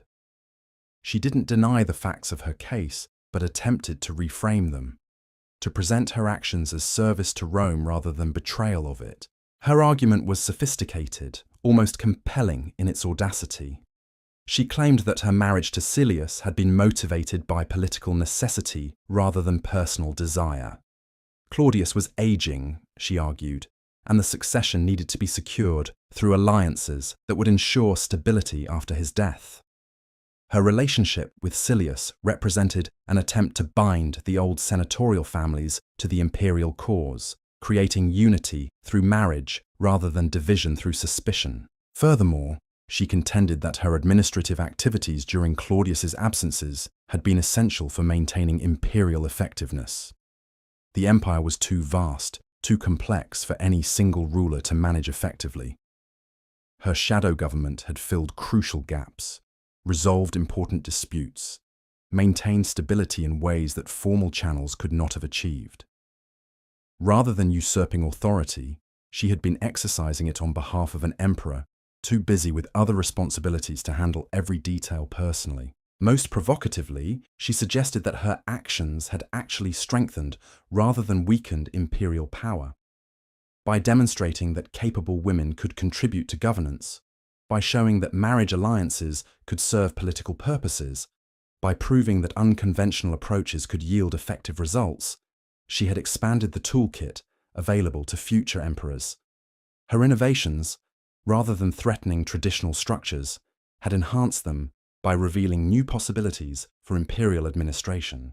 The courtroom listened in fascination to arguments that challenged basic assumptions about gender, power, and imperial authority. Even those who condemned her actions had to acknowledge the intelligence behind them, the strategic thinking that had guided her choices, the genuine achievements that complicated any simple narrative of treachery and excess. This wasn't a common criminal motivated by greed or spite. This was a political innovator whose vision had exceeded the boundaries that Roman society was prepared to accept. But eloquence couldn't overcome evidence, and vision couldn't excuse treason. The court's verdict was never in doubt, though the reasoning behind it revealed important principles about the limits of imperial power and the requirements of Roman law. Messalina's fate was sealed not just by her actions, but by the precedent that those actions would set if allowed to stand unpunished. The judges emphasized that Roman marriage was a sacred institution that couldn't be redefined to accommodate political convenience or personal preference. The emperor's household served as a model for all Roman families, and corruption at the imperial level threatened the moral foundations of the entire empire. Most crucially, the concentration of power in any single individual, regardless of their capabilities or intentions, violated the balance of authorities that had sustained Roman civilization for centuries. These principles transcended personal considerations or even political expediency. They reflected deep convictions about the nature of Roman society, the relationship between individual ambition and collective welfare, the boundaries that even the most powerful people could not cross without destroying the system that had elevated them.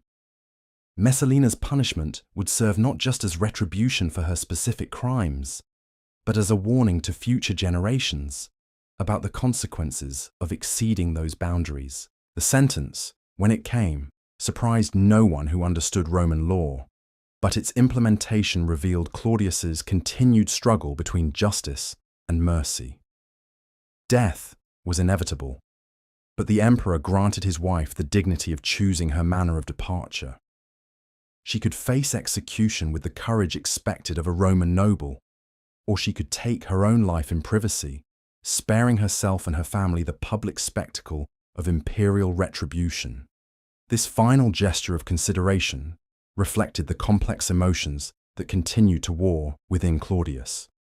He could condemn her actions while still remembering the woman he had loved.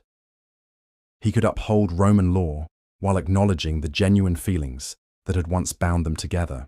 Most importantly, he could demonstrate that imperial justice operated through principle rather than personal vindictiveness, that even the most serious crimes could be punished with dignity intact. Messalina's response to this offer revealed the character that had driven her extraordinary rise and precipitated her catastrophic fall.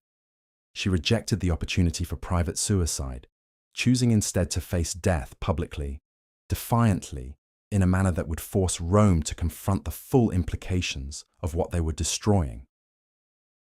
Even in defeat, she sought to control the narrative, to shape how her story would be remembered and interpreted by future generations. Her final hours were spent not in lamentation or regret, but in careful preparation for a death that would serve as her ultimate political statement. She composed letters to be delivered after her execution, messages that would ensure her version of events reached sympathetic audiences throughout the empire. She arranged for the care of servants who had been loyal during her years in power, demonstrating the personal qualities that had inspired such devotion among those who knew her best. Most significantly, she spent time with her children, particularly Britannicus, the son whose birth had elevated her to unprecedented heights of influence. These conversations, conducted under guard in the shadow of approaching death, represented her attempt to shape how the next generation of the imperial family would understand her legacy. She wanted them to see her not as a criminal who had betrayed their father, but as a woman who had dared to envision new possibilities for Roman civilization. The execution itself, when it finally came, was conducted with the formal precision that marked all imperial ceremonies. Messalina faced her fate with composure that impressed even her enemies, speaking final words that would be debated by historians for centuries to come. She died as she had lived her final years, boldly, dramatically, in a manner designed to force observers to confront uncomfortable questions about power, gender, and the nature of Roman society itself. Her death marked the end of the most extraordinary political career in Roman history, but it also marked the beginning of a different kind of influence. The questions she had raised, the boundaries she had challenged, the precedents she had set, all survived her physical destruction. Future empresses would remember her example, both as inspiration and warning. Future emperors would grapple with the administrative innovations she had pioneered. Future historians would struggle to separate the woman from the legend, the achievements from the crimes, the revolutionary vision from the tragic overreach. In the immediate aftermath of her execution, Rome experienced a strange mixture of relief and loss. The impossible situation that had developed during her final years was resolved, but the resolution came at the cost of destroying someone whose intelligence, charisma, and political skills had genuinely impressed those who observed them firsthand. The empire was safer without her, but it was also diminished by her absence, deprived of a voice that had articulated possibilities most Romans had never imagined. Claudius himself, having demonstrated the resolve necessary to eliminate the greatest threat to his reign, now faced the equally challenging task of rebuilding trust and stability in the imperial system. The network of relationships, obligations, and innovations that Messalina had created couldn't simply be dismantled overnight. Many of her administrative reforms had proved effective and would need to be continued under different leadership. Many of her supporters retained their positions and would need to be managed carefully to prevent future conspiracies. Most importantly, the emperor had to address the broader questions that his wife's career had raised about the nature of imperial power itself. Her success in exercising authority, even through unofficial channels, had demonstrated both the potential for expanding imperial effectiveness and the dangers of concentrating too much influence in any single individual. Future arrangements would need to balance these considerations, creating systems that could benefit from capable advisors, while preventing the emergence of another shadow government. The solutions that emerged from this period of reconstruction would influence Roman imperial administration for generations. New protocols were established for managing imperial correspondence and appointments. Formal roles were created for imperial family members that provided meaningful responsibilities while maintaining clear boundaries. Most significantly, systems of oversight and accountability were strengthened to ensure that no future empress could accumulate the kind of unchecked influence that had made Messalina so dangerous. These institutional changes represented Claudius's most important legacy, more significant even than his military conquests or public works projects. By learning from the crisis that had nearly destroyed his reign, by adapting imperial structures to address weaknesses that Messalina had exploited, he created a more resilient form of government that could better withstand future challenges. The woman who had threatened to tear down the imperial system had ultimately contributed to making it stronger, though at the cost of her own life and the lives of everyone who had followed her too far into uncharted territory. As autumn deepened into winter, as Rome adjusted to the absence of its most compelling and controversial figure, as the machinery of imperial government continued its eternal work of maintaining order across a vast and diverse empire, the city began to process the extraordinary events that had shaken its foundations. The story of Messalina would become legend, retold and reinterpreted by each generation, according to their own understanding of power, ambition, and the eternal tension between individual desire and collective responsibility. But for now, in those quiet months following her death, Rome simply tried to understand what had happened and what it meant for the future. The woman who had challenged every assumption about what was possible had been defeated, but the questions she had raised remained unanswered, waiting for future generations to grapple with the eternal dilemmas of leadership, innovation, and the price of pushing boundaries too far, too fast, in a world not ready for such revolutionary change. The months that followed Messalina's execution revealed something remarkable about the nature of power in ancient Rome. While the empress was gone, the systems she had influenced continued to function. But now they operated with a strange emptiness at their center, like a musical ensemble missing its lead performer. The administrative innovations she had pioneered didn't simply vanish with her death. They had become too useful, too embedded in the daily operations of imperial government to abandon entirely. Claudius found himself in the peculiar position of having to manage the legacy of someone whose actions had nearly destroyed him. The shadow government Messalina had created couldn't be dismantled overnight without causing chaos. Yet allowing it to continue unchanged would risk creating another power center that might challenge imperial authority. The solution required a delicate balance between preserving what worked while ensuring no single individual could again accumulate such dangerous influence. The emperor's approach revealed political wisdom that surprised even his closest advisors. Rather than destroying Messalina's innovations entirely, he began a systematic process of institutionalizing them. The informal networks she had used to gather information became official intelligence services.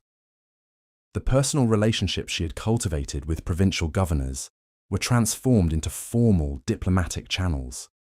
Most importantly, the administrative efficiency she had brought to imperial decision-making was preserved through new bureaucratic structures that distributed responsibility among multiple officials rather than concentrating it in any single person. This transformation process took months to complete and required navigating countless political sensitivities. Many of Messalina's former associates remained in positions of influence, their loyalties uncertain, their knowledge of imperial secrets making them both valuable and dangerous. Some had genuinely supported her vision of expanded female participation in governance. Others had simply recognized her power and acted accordingly. A few had been coerced into cooperation through threats or blackmail. Each case required individual assessment and careful handling to prevent the emergence of organized resistance to the new arrangements. Perhaps most challenging was the question of how to handle the precedents Messalina had established. Her public appearances at Senate meetings, her involvement in military planning, her role in judicial decisions, all of these activities had created expectations about imperial family participation in governance that couldn't simply be ignored.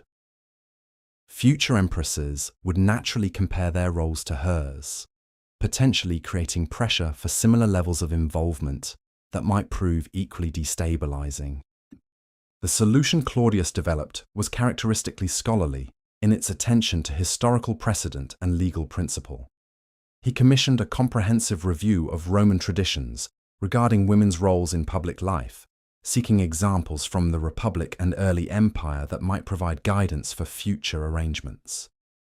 This research revealed that Roman history actually contained numerous instances of women exercising significant political influence, but almost always through established channels and recognized relationships, rather than the shadow operations Messalina had preferred. Using these historical examples, Claudius began creating formal roles for imperial women that would channel their ambitions and abilities in constructive directions, while preventing the accumulation of unchecked power. The empress would have official responsibilities for certain aspects of palace administration, charitable activities, and diplomatic reception of foreign dignitaries. These duties carried real authority, but operated within clearly defined boundaries that prevented expansion into areas reserved for the emperor himself. More significantly, these new arrangements included oversight mechanisms designed to prevent future abuses. Imperial family members would be required to report their activities to designated officials. Financial transactions above certain amounts needed imperial approval. Most importantly, any attempt to establish independent communication channels with provincial governors or military commanders would be considered treasonous by definition, removing the ambiguity that Messalina had exploited so effectively. The implementation of these reforms required extraordinary tact, as they affected not just the imperial family, but the entire Roman elite who had become accustomed to Messalina's unconventional approach to governance. Senators who had grown used to receiving guidance from the empress suddenly found themselves dealing exclusively with imperial freedmen and official secretaries. Wealthy citizens who had cultivated relationships with her inner circle discovered that their carefully built networks of influence had become worthless overnight. This disruption created opportunities for new players to emerge in Roman politics. Individuals who had been excluded from Messalina's circles but possessed the skills and ambition to serve the imperial administration effectively. Claudius proved remarkably adept at identifying and promoting such talent, gradually building a new governing coalition that owed its advancement to him personally, rather than to his deceased wife's patronage. The process wasn't without its casualties. Some of Messalina's most committed supporters found themselves unable to adapt to the new arrangements, their careers ending in disgrace or exile. Others attempted to maintain underground networks of communication and influence, only to discover that the emperor's new security measures were far more comprehensive than they had anticipated. A few made desperate attempts to flee the empire entirely, seeking refuge in client kingdoms or barbarian territories beyond Roman reach. But perhaps most tragic were those who had genuinely believed in Messalina's vision of a more inclusive form of Roman governance. Women particularly who had seen in her example the possibility of meaningful participation in public life. Her fall didn't just eliminate a powerful individual, it discredited an entire approach to gender relations that had begun to gain acceptance among progressive elements of Roman society. The backlash was swift and comprehensive, with traditional voices using her fate as evidence that women's involvement in politics inevitably led to corruption and chaos. This conservative reaction extended far beyond the imperial palace by Messalina's example too, affecting women throughout the empire who had been inspired to claim greater authority in their own communities. Wives of provincial governors found their unofficial advisory roles questioned and constrained. Wealthy women who had begun involving themselves in business decisions discovered renewed resistance from male relatives and partners. Even in the most private domestic settings, the balance of power between husbands and wives shifted back toward traditional patterns, as men cited imperial precedent to justify reasserting their authority. The irony was profound and painful. Messalina's attempt to expand opportunities for women had ultimately resulted in their constriction. Her dramatic rise and fall had provided ammunition for those who argued that female ambition was inherently dangerous, that traditional limitations existed for sound reasons, that innovation in gender relations threatened the stability of civilization itself. The very boldness that had made her extraordinary also made her example toxic for other women seeking more modest advances in their own lives. Yet even as the immediate backlash constrained women's opportunities, Messalina's legacy continued to influence Roman thought in subtler ways. The administrative innovations she had pioneered proved so effective that they couldn't be abandoned entirely. The intelligence network she had created continued to provide valuable information about potential threats to imperial security. Most importantly, the precedent she had established for imperial family involvement in governance, even within newly defined limits, created opportunities that future empresses would gradually expand through careful precedent and patient advocacy. The process of rebuilding imperial administration also revealed the extent to which Messalina's influence had shaped Roman governance during her years of power. Documents discovered after her death showed that she had been involved in far more decisions than even her critics had realized. Provincial appointments, military promotions, judicial verdicts, economic policies, all bore traces of her involvement. Suggestions she had made, modifications she had proposed, alternatives she had recommended. This documentation created both problems and opportunities for Claudius. On one hand, it provided evidence of how thoroughly his authority had been compromised, how many supposedly imperial decisions had actually originated with his wife. On the other hand, it offered insights into governance approaches that had proved effective, innovations that could be preserved even as their original author was condemned. The challenge was separating useful policies from their tainted source, maintaining what worked while rejecting what was dangerous. The emperor's solution was to conduct what amounted to a comprehensive audit of his own reign, examining every major decision made during Messalina's years of influence to determine which should be continued, modified, or reversed entirely. This process took months and required the involvement of hundreds of officials who had to navigate the delicate task of criticizing policies they had previously implemented, while avoiding any suggestion that they had been complicit in treasonous activities. The results of this audit revealed the complexity of Messalina's impact on Roman governance. Many of her suggestions had indeed improved imperial efficiency and effectiveness. Her emphasis on gathering detailed information before making decisions had prevented several potential military disasters. Her attention to provincial concerns had helped maintain stability in regions that might otherwise have erupted in rebellion. Her focus on economic development had contributed to the prosperity that marked much of Claudius's reign. But interwoven with these genuine achievements were policies that served her personal interests rather than imperial welfare. Appointments that strengthened her network of supporters rather than advancing qualified candidates. Legal decisions that eliminated personal enemies rather than serving justice. Economic arrangements that enriched her associates while imposing costs on the broader population. The challenge was identifying and reversing these self-serving elements while preserving the legitimate innovations that had benefited the empire. This sorting process required not just administrative skill, but considerable political courage. Many of the policies that needed reversal had created powerful beneficiaries who would resist change. Some of the officials who had implemented problematic decisions remained in positions where they could obstruct reform efforts. Most challenging of all, some policies had produced mixed results, combining genuine benefits with problematic side effects that made simple judgments impossible. The emperor's approach to these complexities demonstrated the analytical skills that had made him an effective scholar before his unexpected elevation to imperial power. He established review committees that examined each policy area systematically, gathering testimony from all affected parties, analyzing results against stated objectives, comparing outcomes with alternative approaches that might have been pursued. The process was methodical, thorough, and designed to reach conclusions based on evidence rather than political convenience or personal prejudice. But even the most careful analysis couldn't eliminate the political dimensions of these decisions. Every policy change created winners and losers. Every reform generated support from some quarters and opposition from others.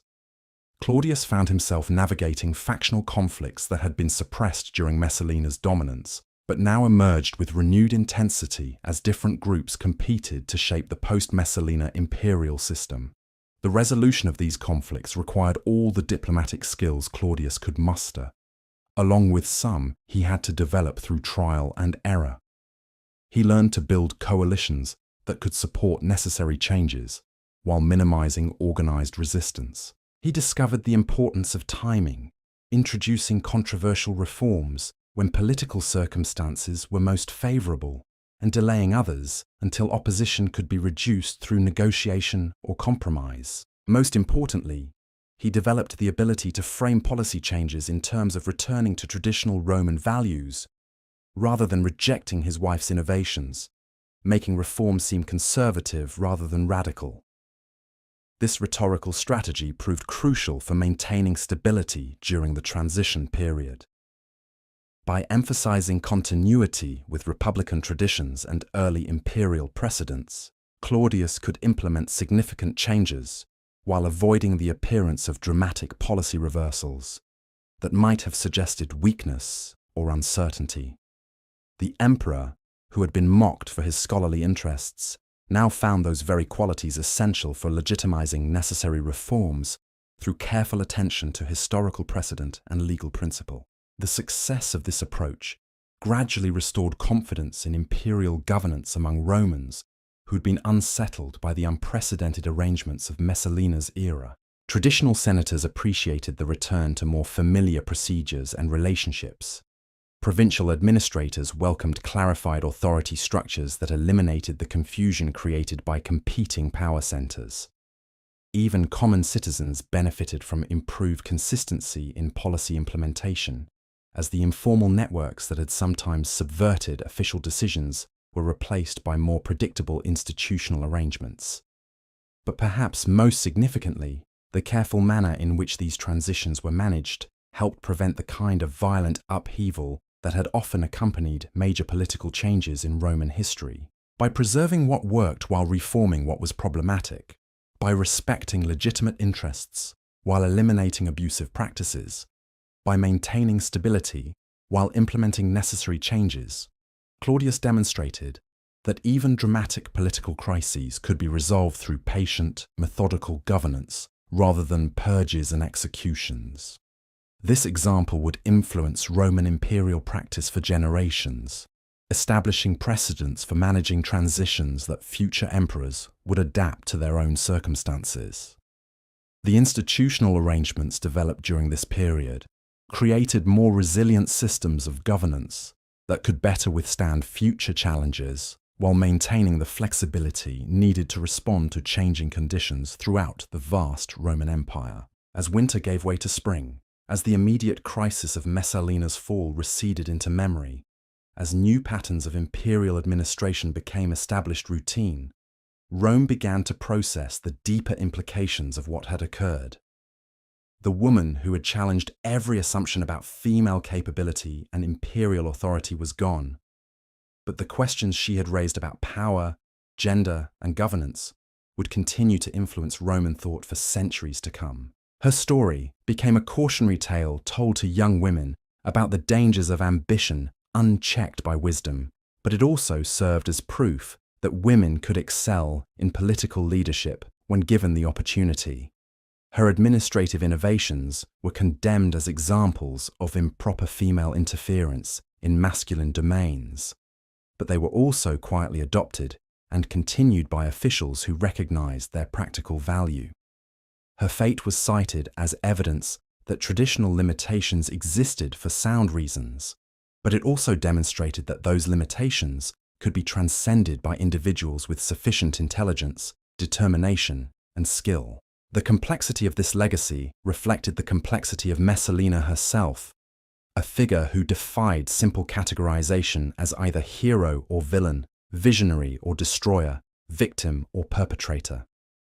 She had been all of these things at different times and in different contexts, making her story a mirror in which Romans could see reflected their own struggles with the eternal tensions between stability and change, tradition and innovation, collective welfare and individual ambition. The empire she had helped to govern continued its ancient rhythms of expansion and administration, trade and taxation, war and diplomacy. But it did so with a deeper understanding of both the possibilities and the dangers inherent in concentrated power, a more sophisticated awareness of the need for institutional safeguards, and a grudging recognition that even the most cherished traditions might need to evolve to meet the challenges of an ever-changing world. In the quiet gardens where she had once walked, in the palaces where she had held court, in the Senate chambers where she had wielded influence, her absence was palpable, but not absolute. The spaces she had occupied retained the memory of her presence, the echo of her voice, the lingering sense that something extraordinary had passed through those halls and left them forever changed by her passage. And yet, for all the institutional reforms and careful transitions, one question haunted the corridors of the Palatine Hill like a restless spirit. What had driven Messalina to push so far beyond every boundary that even her extraordinary power couldn't protect her? The answer lay not in the grand political strategies or the calculated moves that marked her public career, but in something far more human and infinitely more tragic. Those who had known her in her final months spoke of a woman consumed by a hunger that seemed to grow with every feeding. Each successful manipulation, each eliminated rival, each boundary crossed, had only intensified her appetite for more. The teenage bride who had once trembled at the thought of displeasing Claudius had evolved into someone who believed that rules were merely suggestions, that traditions existed only until she chose to ignore them, that power was a river with no banks. But power, as every Roman understood, was also a drug, and like all intoxicating substances, it demanded ever-increasing doses to produce the same euphoric effects. The influence that had once thrilled Messalina with its novelty became routine, expected, insufficient. The fear she inspired in senators and nobles transformed from a tool into an addiction, something she craved not for its practical benefits, but for the pure rush of watching powerful men bend to her will. This psychological transformation had been gradual, almost imperceptible to those who observed it daily. Friends noticed that she laughed differently at her victories, with a sound that carried less joy and more hunger. Servants whispered about how she would pace her chambers late at night, restless with energies that no amount of luxury or flattery could satisfy. Even her children began to sense something unsettling in their mother's intensity, the way her attention could focus on them with frightening completeness before shifting elsewhere like a searchlight seeking new targets. The relationship with Silius had initially offered something different: genuine partnership, intellectual stimulation, the rare experience of being challenged rather than simply obeyed. For a brief period, their connection had seemed to satisfy needs that power alone could never address. Here was someone who could match her wit, appreciate her intelligence, respond to her as a woman rather than merely as an empress. The early stages of their affair had been marked by conversations that lasted until dawn, debates about philosophy and poetry that revealed depths in both participants that the brutal world of Roman politics rarely allowed to surface. But even this relationship couldn't escape the gravitational pull of Messalina's appetite for dominance. What began as partnership gradually shifted into another form of conquest, another demonstration of her ability to claim whatever she desired. Silius, for all his noble birth and senatorial dignity, became another trophy in her collection, proof that even Rome's most eligible bachelor could be possessed by her will. The very qualities that had initially attracted her, his independence, his aristocratic bearing, his refusal to be easily impressed, became challenges to overcome rather than traits to cherish. The wedding ceremony itself represented the culmination of this process, the moment when partnership transformed completely into possession. By forcing Silius to marry her publicly while she remained wedded to Claudius, Messalina wasn't just claiming him as a husband, she was asserting her right to redefine the most sacred institutions of Roman society according to her personal desires. The man she had once loved became an instrument in her ultimate test of whether Roman civilization would bend to accommodate her will. This progression from affection to exploitation revealed something profound about the corrupting nature of absolute power. Messalina hadn't set out to destroy the man she claimed to love. She had simply become incapable of maintaining any relationship that didn't ultimately serve her need for dominance and control. The woman who could manipulate senators and intimidate generals found it impossible to sustain the vulnerability that genuine love required. Every relationship became political. Every emotion became strategic. Every human connection became another opportunity to demonstrate her supremacy. The tragedy was compounded by the fact that those closest to her recognized what was happening, but felt powerless to intervene. Narcissus had watched her transformation with growing alarm, understanding that each escalation made her more dangerous, not just to others, but to herself. He had tried, in his careful way, to suggest that perhaps she was moving too quickly, pushing too hard, creating unnecessary enemies through actions that served no practical purpose. But by then, Messalina had become incapable of hearing warnings that suggested limitations on her power. Her servants, too, had noticed the changes. Women who had dressed her hair and managed her correspondence for years spoke quietly among themselves about how their mistress seemed to derive less pleasure from her victories, how her triumphs left her restless rather than satisfied. They watched her pace the palace corridors like a caged animal, beautiful and deadly, and increasingly isolated by the very power that had once seemed to promise everything she could desire. Even her children felt the effects of their mother's transformation. Britannicus, still young enough to seek affection without calculating its political implications, found himself increasingly confused by a mother who could be tender one moment and terrifyingly focused the next. Messalina loved her son genuinely, but even that maternal affection became entangled with her political ambitions, her need to secure his future through methods that would ultimately threaten his very survival. The psychological isolation that accompanied her rise created a feedback loop that accelerated her descent into dangerous territory, cut off from genuine human connection by her own inability to trust or be vulnerable. Surrounded by people who feared her too much to offer honest counsel, intoxicated by power that seemed to validate every choice she made, Messalina lost the ability to recognize when she was approaching the point of no return. This internal journey from ambition to obsession played out against the backdrop of an empire that continued its ancient rhythms regardless of palace drama. While Messalina struggled with appetites that couldn't be satisfied, Roman legions maintained order along distant frontiers. While she orchestrated the deaths of perceived enemies, merchants conducted trade that enriched provinces from Britain to Egypt. While she attempted to reshape the fundamental institutions of Roman marriage and governance, ordinary citizens lived their lives according to patterns established by centuries of tradition. This contrast between the intensely personal drama of imperial politics and the vast, impersonal machinery of Roman civilization highlighted one of the most important lessons embedded in Messalina's story. Individual ambition, no matter how extraordinary, ultimately crashed against the weight of collective human experience. The traditions she sought to overturn had been built through generations of trial and error, refined through countless experiments in human organization, validated through their ability to sustain complex societies across vast distances and long periods of time. Her failure wasn't primarily a failure of intelligence or even of character. It was a failure to understand the difference between personal power and institutional authority. She had confused her ability to influence events with the right to reshape civilization itself.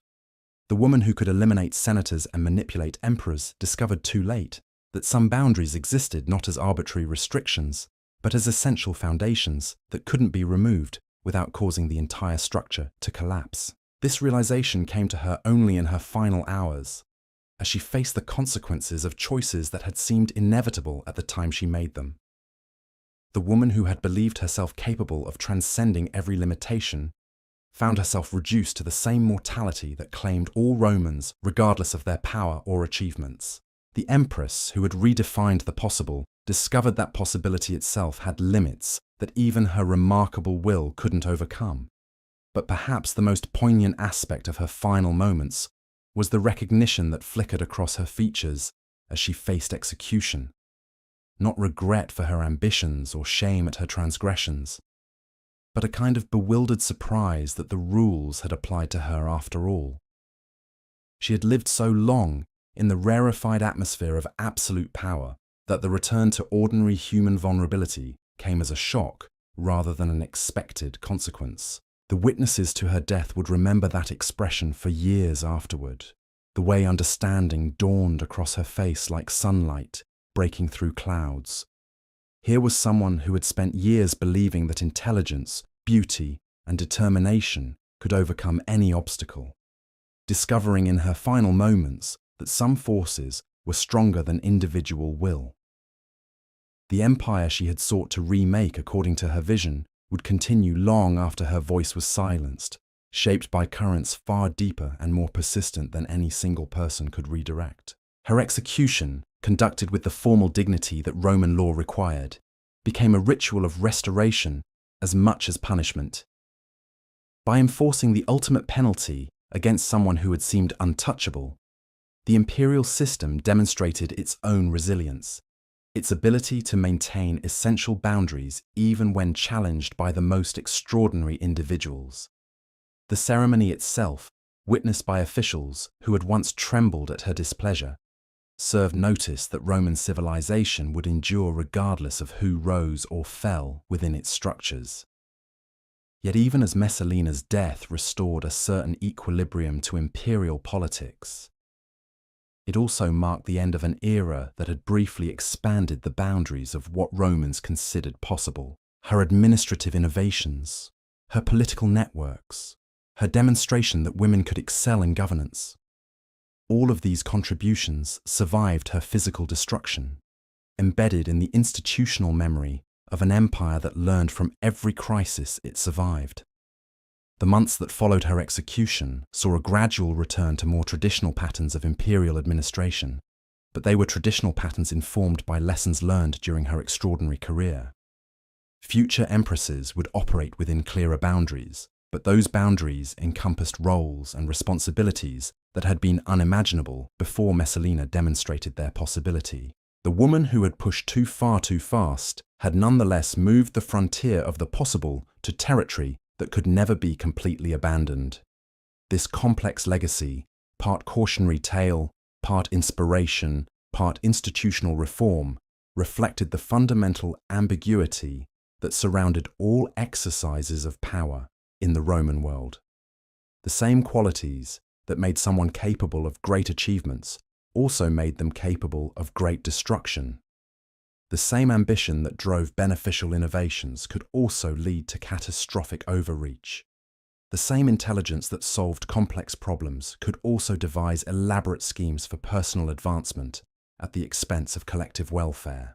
Romans understood these paradoxes intuitively, having watched them play out repeatedly throughout their long history of expansion and governance.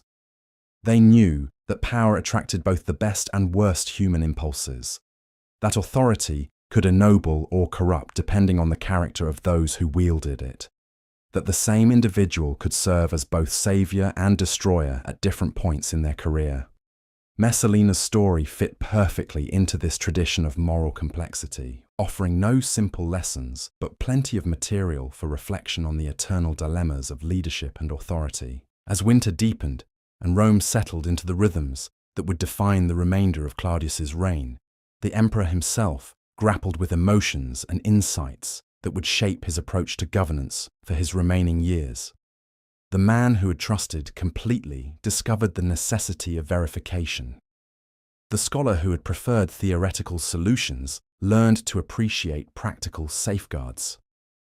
Most importantly, the ruler who had delegated extensively began to understand which responsibilities could be shared and which must remain exclusively imperial. These hard-won insights would serve Claudius well in the challenges that lay ahead, but they came at enormous personal cost.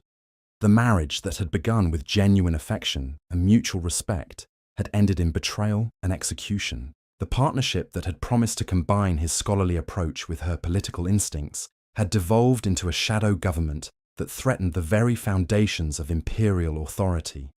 The woman he had loved had become the greatest threat to everything preserve. The emotional he sought to protect and toll of these realizations was evident to anyone who observed the emperor in the months following Messalina's death. The man who had once approached problems with scholarly detachment now showed signs of the wariness that came from personal betrayal. His decisions carried a new weight of caution. His trust was extended more carefully. His confidence in his own judgment bore the scars of having been so thoroughly deceived by someone he had known intimately. Yet this emotional damage also produced a kind of wisdom that served the empire well. The emperor who had learned to doubt his own perceptions became more willing to seek counsel from multiple sources. The ruler who had discovered the limits of personal trust developed institutional mechanisms that didn't depend on individual loyalty. Most importantly, the man who had been forced to confront his own vulnerability created systems of governance that could function effectively even when personal relationships failed. These developments represented Claudius's most important contribution to Roman imperial tradition, not his military conquests or public works projects, but his demonstration that effective leadership could emerge from personal crisis. that institutional wisdom could grow from individual failure, that the empire could become stronger through learning from its most dangerous internal threats. The woman who had nearly destroyed his reign had ultimately taught him lessons that made him a more effective ruler and Rome a more resilient civilization. The irony was profound and would not be lost on future historians who studied this period. Messalina's greatest service to the empire came not through her administrative innovations or political insights, but through the crisis she created that forced fundamental improvements in imperial governance. Her betrayal taught Claudius lessons about power and trust that no amount of scholarly study could have provided. Her ambition revealed vulnerabilities in the imperial system that might otherwise have remained hidden until exploited by even more dangerous enemies. In this sense, her tragic end served a purpose that transcended personal punishment or political restoration. It became part of the ongoing education of an empire that grew stronger by learning from every challenge it survived. The woman who had sought to reshape Roman civilization according to her personal vision had indeed changed it, but through failure rather than success, through destruction rather than creation, through serving as an example of limits that could not be crossed rather than possibilities that could be achieved. This transformation of tragedy into wisdom represented one of the most remarkable aspects of Roman political culture, its ability to extract useful lessons from even the most painful experiences, to find institutional benefits in personal disasters, to turn individual failures into collective learning opportunities. The empire that had executed Messalina for treason would spend generations studying her career for insights into the nature of power, the importance of institutional safeguards, and the eternal tension between innovation and stability that defined all successful civilizations. Her story would be told and retold, interpreted and reinterpreted, used to support arguments both for and against expanded roles for women in public life. Some would cite her administrative successes as proof that gender restrictions served no practical purpose. Others would point to her ultimate failure as evidence that traditional limitations existed for sound reasons. Most would recognize the complexity of her legacy, the way she embodied both the potential and the dangers inherent in concentrated power, regardless of who exercised it. But perhaps the most enduring aspect of her influence would be the questions she raised rather than the answers she provided. What were the proper limits of imperial authority? How could individual ambition be channeled to serve collective welfare? What institutional safeguards were necessary to prevent the emergence of shadow governments? How could the empire benefit from the talents of all its citizens while maintaining the stability that came from established traditions? These questions would occupy Roman political thinkers for centuries, driving innovations in governance that might never have been considered if Messalina's career hadn't revealed their necessity. The woman who had pushed beyond every boundary had, in her failure, helped to define the boundaries that would protect the empire from future threats. Her legacy lived not in the institutions she had tried to create, but in the improvements her challenge had inspired in the institutions that survived her. As spring approached, and Rome began another cycle of renewal and growth, as the immediate trauma of her fall receded into the category of historical lessons, rather than current crises, the Eternal City continued its ancient work of transforming individual human dramas into collective wisdom. The woman who had briefly seemed to hold the empire in her hands was gone, but the empire itself remained, strengthened by the ordeal, wiser for the experience, more resilient for having survived its most extraordinary internal challenge. In the gardens where she had once walked, new flowers would bloom according to patterns established long before her birth and destined to continue long after her death. In the palaces where she had held court, new voices would debate the eternal questions of power and responsibility that had consumed her final years. In the Senate chambers where she had wielded unprecedented influence, new leaders would grapple with the same tensions between tradition and innovation that had ultimately claimed her life. But they would do so with the benefit of her example, both positive and negative, to guide their choices and inform their judgment. The empire she had sought to remake had indeed been changed by her passage through it, not according to her vision, but in ways that honored the complexity of her legacy, while protecting against the dangers her career had revealed. She had become part of Rome's eternal conversation with itself about the nature of power, the requirements of leadership, and the price of pushing too far beyond the boundaries that defined civilization itself. In this way, her death became not an ending, but a transformation, not a conclusion, but a continuation of the ancient dialogue between individual ambition and collective wisdom that had always defined the Roman experiment in governance. The woman who had believed herself capable of transcending every limitation had become herself a lesson in the importance of limits, a reminder that even the most extraordinary individuals remain subject to forces larger and more enduring than any single human will. And in that transformation lay perhaps the only kind of immortality that truly mattered, not the personal survival that she had sought through power and influence, but the institutional wisdom that her career had helped to create, the enhanced understanding of human nature and political reality that would guide future generations long after her name had faded from common memory into the province of scholars and storytellers who would continue to grapple with the eternal questions her remarkable life had raised. The empire that had condemned Messalina would spend decades processing the implications of what her career had revealed about power itself. But tonight, as we near the end of this extraordinary story, I want you to consider something that the ancient sources rarely discuss. The ordinary Romans who witnessed these events unfold, the citizens who watched an empress rise to unprecedented heights before crashing down in spectacular ruin. Picture a shopkeeper in the Suburra, Rome's crowded working-class district, hearing whispers about the empress's latest scandal while measuring grain for customers. Imagine a soldier stationed along Hadrian's Wall, receiving garbled reports about palace intrigue that seemed as distant as mythology, yet somehow affected the very legitimacy of the orders he followed. Think about a provincial governor's wife in Gaul, wondering whether Messalina's example meant she too could claim greater authority in her husband's administration, or whether the empress's fate proved that such ambitions were inherently dangerous. These ordinary people, whose names history never recorded, were nonetheless participants in the great drama that Messalina's life represented. They lived through a period when the fundamental assumptions about gender, power, and imperial authority were challenged more directly than ever before in Roman history. Their reactions, their conversations, their private thoughts about what they witnessed would shape Roman culture for generations, even though no historian bothered to document their perspectives. The baker who supplied bread to the palace servants heard stories that never reached official chronicles. The seamstress who repaired tunics for Praetorian guards learned details about imperial security that revealed just how dangerous the situation had become.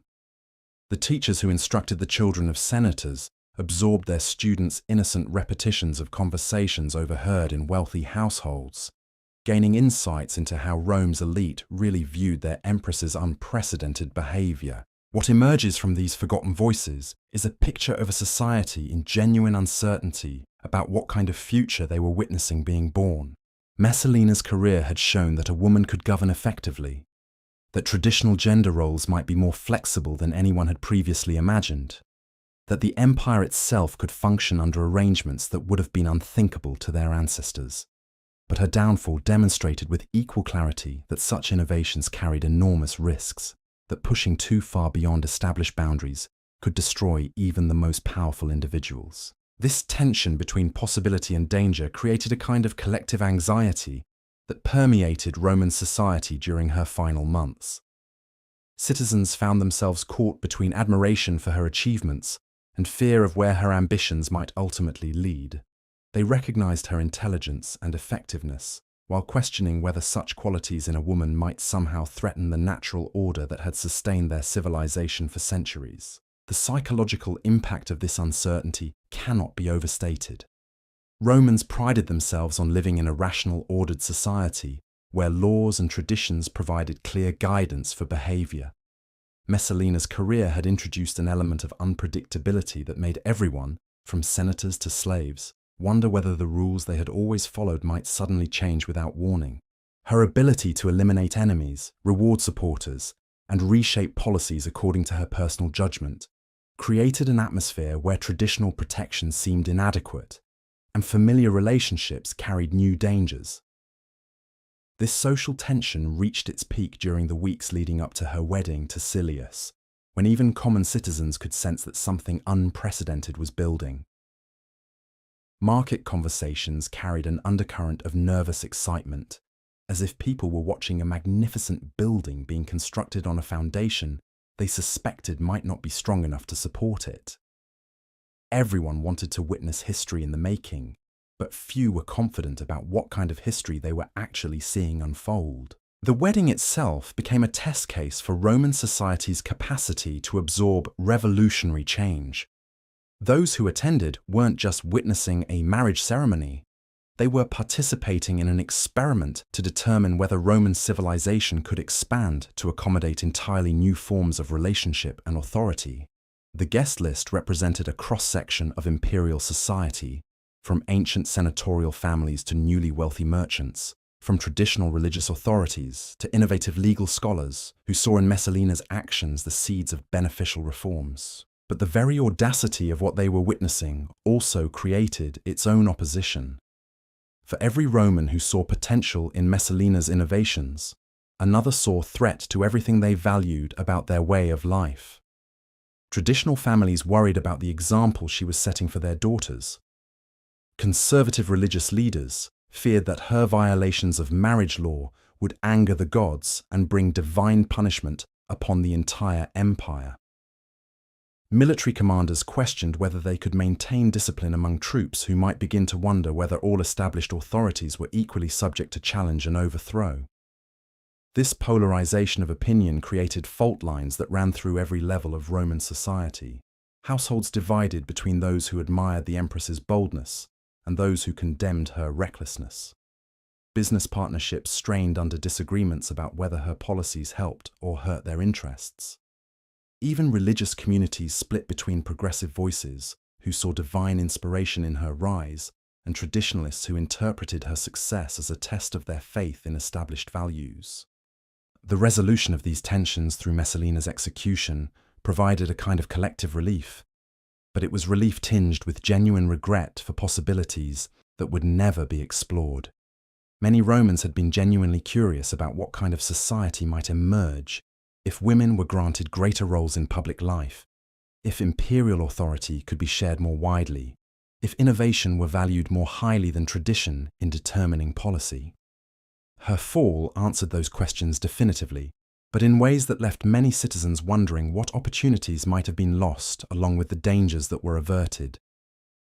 The aftermath of her death revealed just how deeply her career had affected Roman thinking about fundamental questions of governance and social organization.